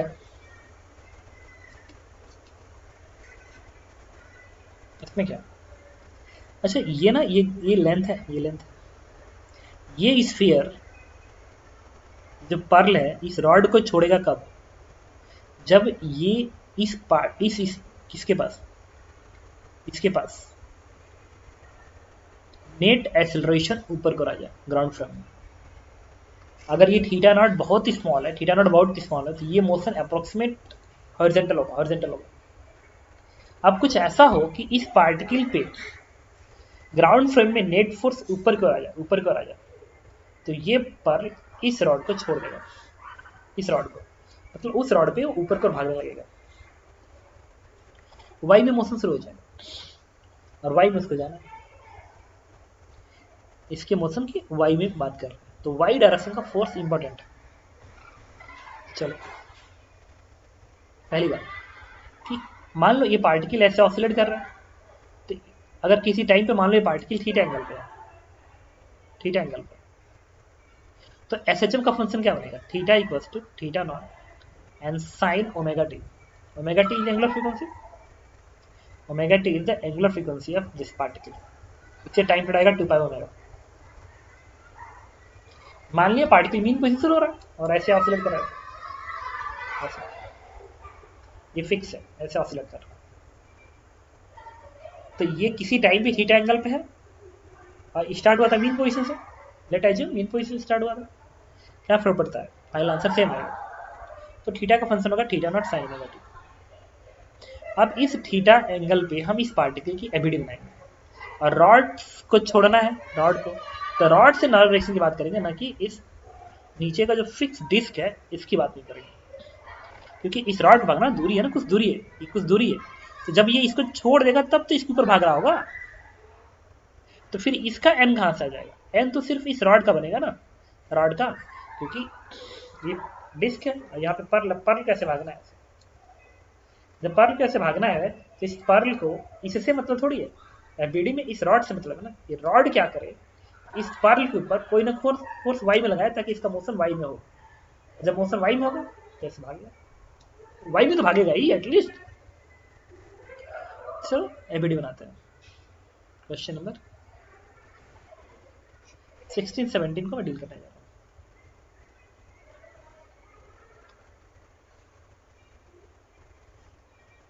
तो किसी टाइम पे मान लो पर्ल यहाँ पे और उसका वर्टिकल एंगल थीटा है,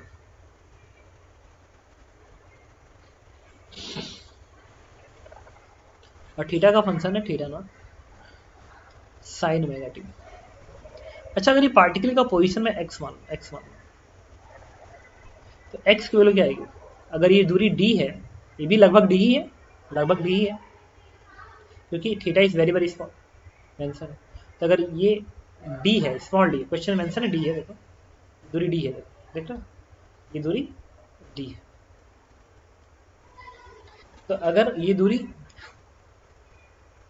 d है तो बनेगा d साइन थीटा, एंगल के सामने साइन क्या लाएगा, दैट इज x बराबर d साइन थीटा, और चूंकि थीटा बहुत ही स्मॉल है तो इसको लिख सकते हो d थीटा, और थीटा का फंक्शन ये है, उठा के यहाँ पे रख दो, एक्स बोले क्या बन गई, D theta not sign omega T, ये बन गया एक्स की वैल्यू। अच्छा इस पार्टिकल की जब एबीडी बनाओगे तो नॉर्मल रिएक्शन तुम ऐसे दिखाओगे, और एमजी तुम नीचे को दिखाओगे। चलो सारा खेल नॉर्मल रिएक्शन का है। अगर ये वाला एंगल थीटा है तो ये बनेगा 90 ऑफ थीटा, ये बनेगा थीटा। अगर ये थीटा है तो ये बनेगा 90 माइनस थीटा, और ये पूरा 90 है तो बनेगा theta. X direction of force equation क्या बनेगा, एन कॉस थीटा। एन का कॉस कम्पोनेंट बनेगा एन कॉस थीटा एक्स में, बराबर मास इंटू एक्स का एक्सेलरेशन। एक्स का एक्सेलरेशन क्या होगा, इस फंक्शन का डिफरेंशिएशन दो बार, dx बाई डी वेलोसिटी एक बार और एक्सेलरेशन, तो बनेगा डी थीटा नॉट और ओमेगा दो बार आएगा, एक बार साइन कॉस बनेगा, एक बार कॉस डिफरेंस, फिर ओमेगा बार आएगा, तो ओमेगा का स्क्वायर अब बन जाएगा अगेन साइन ओमेगा टी। ठीक है, तो ये अच्छा माइनस से मत जाओ, माइनस साइन इसलिए जा रहा है कि एक्सेलरेशन इधर होगा बस, तो एन का कंपोनेंट भी तो तुम इधर ही लिए हो। अच्छा यहाँ से आ गया N, and theta is again very very small, then cos theta is approximately 1, theta बहुत स्मॉल है, एन की वैल्यू बन गई M D theta naught square omega का स्क्वायर साइन ओमेगा टी। अच्छा इस पार्टिकल पे y में जो फोर्स आएगा नॉर्मल रिएक्शन वो कितना आएगा, y में जो नॉर्मल रिएक्शन बनेगा, नॉर्मल रिएक्शन y का दिस वन इज,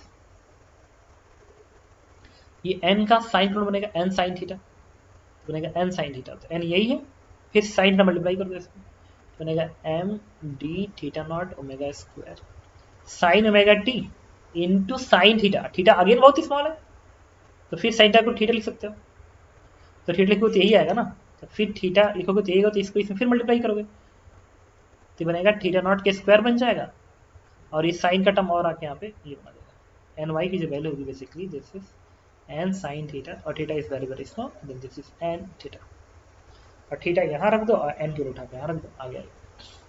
तो वाई डायरेक्शन का नॉर्मल रिएक्शन है इस पारी पे, और ये वैल्यू सबसे ज्यादा कब है, जब साइन ओमेगा टी 1 होगा। साइन ओमेगा टी 1 कब होगा, जब थीटा की वैल्यू थीटा नॉट होगा, मतलब एक्सट्रीम पोजीशन पे। तो जब ये ऐसे ऑसिलेट कर रहा होगा, जब ये पार्टिकल एक्सट्रीम होगा, उस समय पे इस पार्टिकल पे वाई में सबसे ज्यादा एन की वैल्यू होगी। और क्वेश्चन में कह रहा है इसी की जो एवरेज वैल्यू है,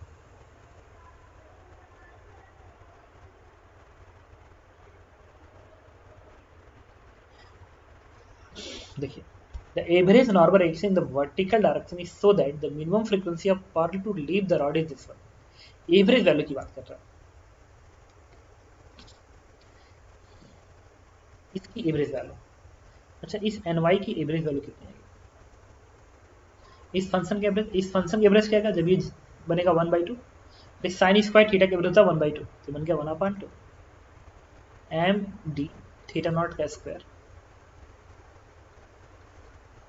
तो थ्रू आउट द मोशन इस पार्टिकल के थ्रू आउट द मोशन इसके ऊपर जो एवरेज नॉर्मल रिएक्शन आएगा वो इसी के बराबर आएगा, इसी के बराबर आएगा एवरेज नॉर्मल रिएक्शन। एवरेज की बात, सब कुछ अब एवरेज में उन्होंने कैलकुलेशन की बात की है कि अगर पार्टिकल ऐसे मोशन कर रहा है, ऐसे मोशन कर रहा है, तो इस पार्टिकल पे जो नेट एवरेज फोर्स आएगा नॉर्मल रिएक्शन का वाई डायरेक्शन में, वाई में वो इतना आएगा, और वाई में जो डाउनवर्ड फोर्स है वो mg के बराबर है, और इसका एवरेज ये डाउन फोर्स और ये अपवर्ड फोर्स, और इसका एवरेज क्या आएगा, दैट इज mg। तो उन्होंने कहा है कि अगर ऊपर को एवरेज फोर्स इसके बराबर है और नीचे को एवरेज फोर्स mg के बराबर है, तो इस पार्टिकल को इस सरफेस को छोड़ने का जो कंडीशन होगा वो क्या होना चाहिए, ये एवरेज फोर्स ऊपर के एवरेज फोर्स नीचे के एवरेज फोर्स से ज्यादा हो जाए, क्योंकि थीटा बहुत कम है ना, अगर थीटा बहुत कम है ऐसे तो फ्रीक्वेंसी बहुत हाई है, frequency is very high, infinitely large frequency, बहुत ही फ्रीक्वेंसी बहुत ज्यादा है, फ्रीक्वेंसी बहुत ही ज्यादा है, तो लगभग एवरेज से कम चला सकते हो, लगभग एवरेज से कम चला सकते हो। उन्होंने पूरा कैलकुलेशन इसी बेस करके किया, तो ये वैल्यू इससे ज्यादा होना चाहिए, तो इसके बराबर करो। अच्छा उन्होंने पहली बात की एवरेज फोर्स है D/C इसके बराबर है, इसको अगर इससे तुम कंपेयर करा दो इससे, तो तुम्हें सब वैल्यू मिल जाएगी, अल्फा और बीटा की वैल्यू मिल जाएगी, थीटा नॉट पे अल्फा है तो वो 2 आएगा, और ओमेगा पे बीटा वो भी 2 आएगा। तो मतलब ये टर्म जो बनेगा ये भी 2 बनेगा और ये भी 2 बनेगा। मिनिमम फ्रीक्वेंसी ऑफ ऑसिलेशन कितनी होनी चाहिए? तो ये और ये बराबर कर दो, इससे क्या गया 1/2 एम डी थीटा नॉट का स्क्वायर ओमेगा का स्क्वायर बराबर एम। इससे ओमेगा वैल्यू मिल गई कितने, M G twice divide by M D theta naught square under root. तो 2 एम से एम कट गया होगा ना, एम से एम कट जाएगा, 2g का टर्म पर है सी बात। और ये फ्रीक्वेंसी बता दो, theta naught is very very small, D तो बहुत स्मॉल है नहीं, एक वैल्यूज है, theta naught is very very small, तो वैल्यू बहुत ही इन्फाइनेटली लार्ज हो जाएगी, इन्फाइनेटली लार्ज हो जाएगी। मतलब ये जो ऑसिलेशन है ना, इतना तेज की इतना थीटा बहुत ही कम है, बहुत तेज फ्रीक्वेंसी होगी। तो जितना क्वेश्चन तुम एवरेज से कर रहे हो ना, सबके सब सही है। अगर फ्रीक्वेंसी इन्फाइनेटली लार्ज है तो तुम कल्पना कर सकते हो कि जो एवरेज ऊपर की फोर्स आएगा, ठीक है, वो लगभग हर जगह वही रहेगा, एम जी नीचे कर। और थ्रू आउट द मोशन इस पर्ल को through out the motion average force से ही काम चला लोगे, वो हर हाल में एम जी ज्यादा आना चाहिए, तो वो धीरे धीरे धीरे धीरे धीरे धीरे निकाल देगा बाहर। ओके, क्वेश्चन नंबर 19, इसको दोबारा सुनना, मस्त क्वेश्चन है। एवरेज क्यों लगा रहा हूँ? Because of frequency is very very high, इतना तेज कि हर जगह रॉड है, हर जगह रॉड है। तो अब थीटा बहुत ही कम है तो हर जगह average N Y, average M G से ज्यादा होना चाहिए, बाहर निकाल देगा। 80 लगभग हर जगह बराबर होगा ना, तो सिर्फ यहीं से थोड़ी, उसको तो हर जगह निकालना है, तो उसका मोशन थ्रू आउट हर जगह मोशन ना एवरेज से दिखेगा, एवरेज से दिखेगा, एवरेज से दिखेगा। If the shape does an elastic string of mass m, take up with the two end are fixed to the point that are at the same height. हाँ, अच्छा ये स्ट्रिंग है, एक इलास्टिक स्ट्रिंग है, अगर ऐसे बांध दोगे तो ऐसे ही हैंग किया रहेगा। कह रहा है कि अगर ये डिफॉर्मेशन y इस फंक्शन को गवर्न कर रहा है तो इस अल्फा की वैल्यू बताइए, m का पावर अल्फा निकालो। डायमेंशन ऐसे निकाल सकते हो बट कैलकुलेशन करेंगे। और एफ एक्स और Y horizontal and vertical force है, तो किसी थीटा एंगल पे फोर्स एफ एक्स है, थीटा एंगल पे एफ एक्स है, उस एफ एक्स और वाई में रिलेशन। ठीक है, ये जो कर्व बन रहा है इस कर्व का इक्वेशन है।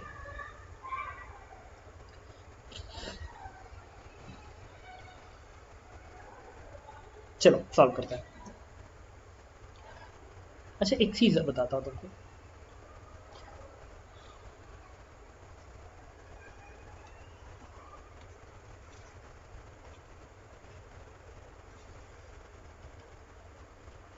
अच्छा अगर मैं सिर्फ इतनी पार्ट की वीडियो बनाऊँ, सिर्फ इतनी पार्ट की वीडियो बनाऊँ, सिर्फ इतनी पार्ट की, तो देखो यहाँ पे एक फोर्स तुम एफ वाई दिखाओगे ऊपर कर, यहाँ का फोर्स एफ एक्स दिखाओगे, यहाँ पे एक फोर्स एफ वाई वन दिखा दो, एफ वाई वन, और एक फोर्स यहाँ पे एफ एक्स वन दिखा दो। इस पूरे का वेट एम जी नीचे, ये बीडी बन गया, इस पूरे पार्ट की बीडी। अच्छा हॉरिजॉन्टल फोर्स हमेशा इक्वल होना चाहिए, इसका मतलब ये एफ एक्स ये एफ एक्स वन बराबर होना चाहिए, और वाई में फोर्स चेंज आएगा बिकॉज ऑफ एम जी। अब ये यहाँ पे और ये नीचे है ना, इसका मतलब एक्स डायरेक्शन का फोर्स हर जगह सेम है, ये थ्रू आउट द यहाँ से लेके यहाँ तक कहीं भी जाओगे तो एक्स का जो फोर्स आना चाहिए, रस्सी का जो टेंशन टी है उसका एक्स कंपोनेंट हमेशा क्या रहेगा, सेम, चाहे यहाँ पे हो चाहे यहाँ पे हो चाहे यहाँ पे हो। ये प्रूफ करता है किसी भी पार्ट की वीडियो बनाओ, अगर ये एफ एक्स और ये बराबर है और यहाँ का एंगल मान लो अल्फा और यहाँ का एंगल मान लो बीटा, इसका मतलब irrespective value of alpha and beta this F X and F X one are always equal, मतलब टेंशन का हॉरिजॉन्टल कंपोनेंट हमेशा कांस्टेंट रहेगा। अब आता है एक्स एक्सिस मान लिया, वाई एक्सिस मान लिया, ये कर्व है, origin X axis Y axis, और इस पॉइंट पे मैं इक्वेशन लिखने जा रहा हूँ, इस पॉइंट पे एफ एक्स तुम ऐसे दिखाओगे जो कि कांस्टेंट रहेगा। अब इतनी की वीडियो बनाता हूँ, लेट्स एफ वाई, सिर्फ इतनी पार्ट की वीडियो बनाते हैं, इसको हटाते हैं, सिर्फ इतनी पार्ट की मैं वीडियो बना रहा हूँ। And this angle is theta, horizontal से इस कर्व का इस पॉइंट पे एंगल थीटा है, तो इतने पार्ट का मास आएगा। अच्छा मास क्या होगा? मास होगा mass per unit length. Total mass m है ना, टोटल मास m है और ये दूरी d के बराबर है। अब क्वेश्चन में कह रहा है कि थीटा बहुत ही स्मॉल है, बेंडिंग बहुत ही स्मॉल है, assuming theta is very very small, very small.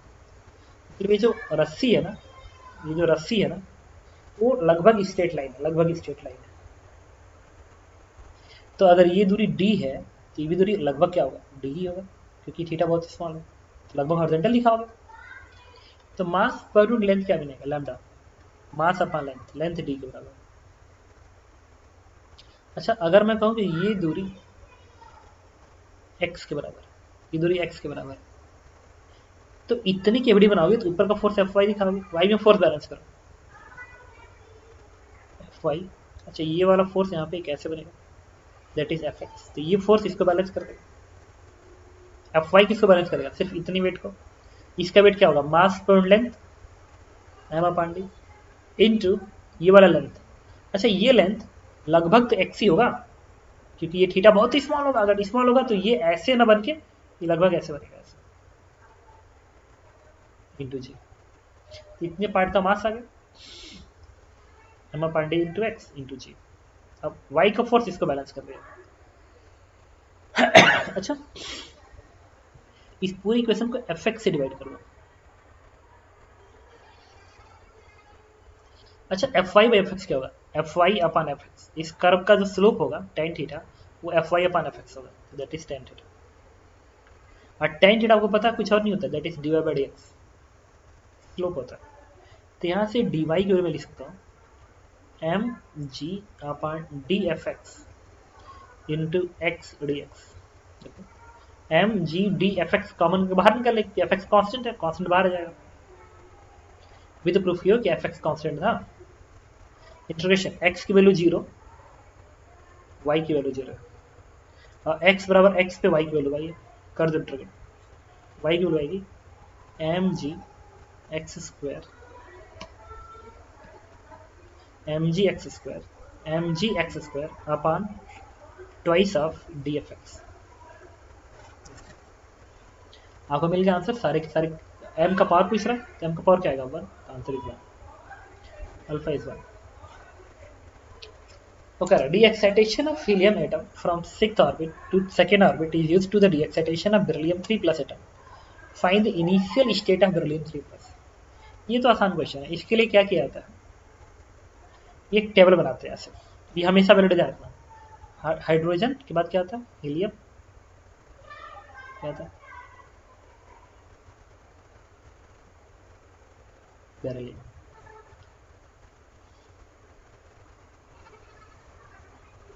अब इसमें टेबल लिखेंगे 1 2 3 4, नीचे भी टेबल 1 के बाद 2 3 4 5, ये बड़ा सा कोई दिक्कत नहीं। अब यहाँ पे 2 का टेबल लिखेंगे या यहाँ पे 2 का टेबल, तो 2:2 4, 2 3 जा 6 एंड 2 4 जा 8।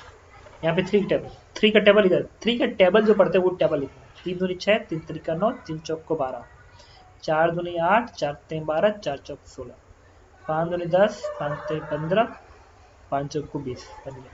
अब इस टेबल की खासियत है कि ये टेबल ये बताता है ना कि हाइड्रोजन में 1 और 2 सेल का एनर्जी डिफरेंस हीलियम में 2 और 4 के सेल के डिफरेंस बराबर आएगा, लिथियम में 3 और 4 के डिफरेंस का 3 और 6 के बराबर आएगा, और बेरिलियम 3 प्लस में 4 और 8 के बराबर आएगा।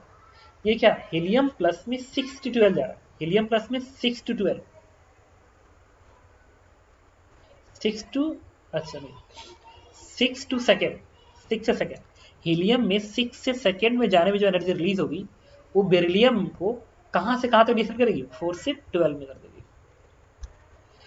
हीलियम प्लस में 6 एनर्जी और 2 एनर्जी का डिफरेंस बेरिलियम प्लस में कहां मिलता है? 12 और 4 के बीच मिलेगा, और लिथियम में क्या मिलेगा? 9 और 3 के बीच मिलेगा। ये टेबल हमेशा वैलिड है, कैलकुलेट करके देख लेना। पूछा है बेरिलियम 3 प्लस का इनिशियल स्टेट क्या होगा? Answer is 4। ठीक है, ओके, तो आई थिंक कम समझ गए होंगे DPT4। ओके, तो आप देख लीजिए। ओके, और अगर आपका परसेंटाइल 99 से ऊपर है तो आप मुझे व्हाट्सअप कर सकते हैं, मैं आपको ग्रुप में ऐड कर लूँगा और एक ऑर्डर में आपको DPP और DPP प्रोवाइड करूँगा विद द सोल्यूशन। पहले क्वेश्चन, उसके बाद सोल्यूशन। Thank you.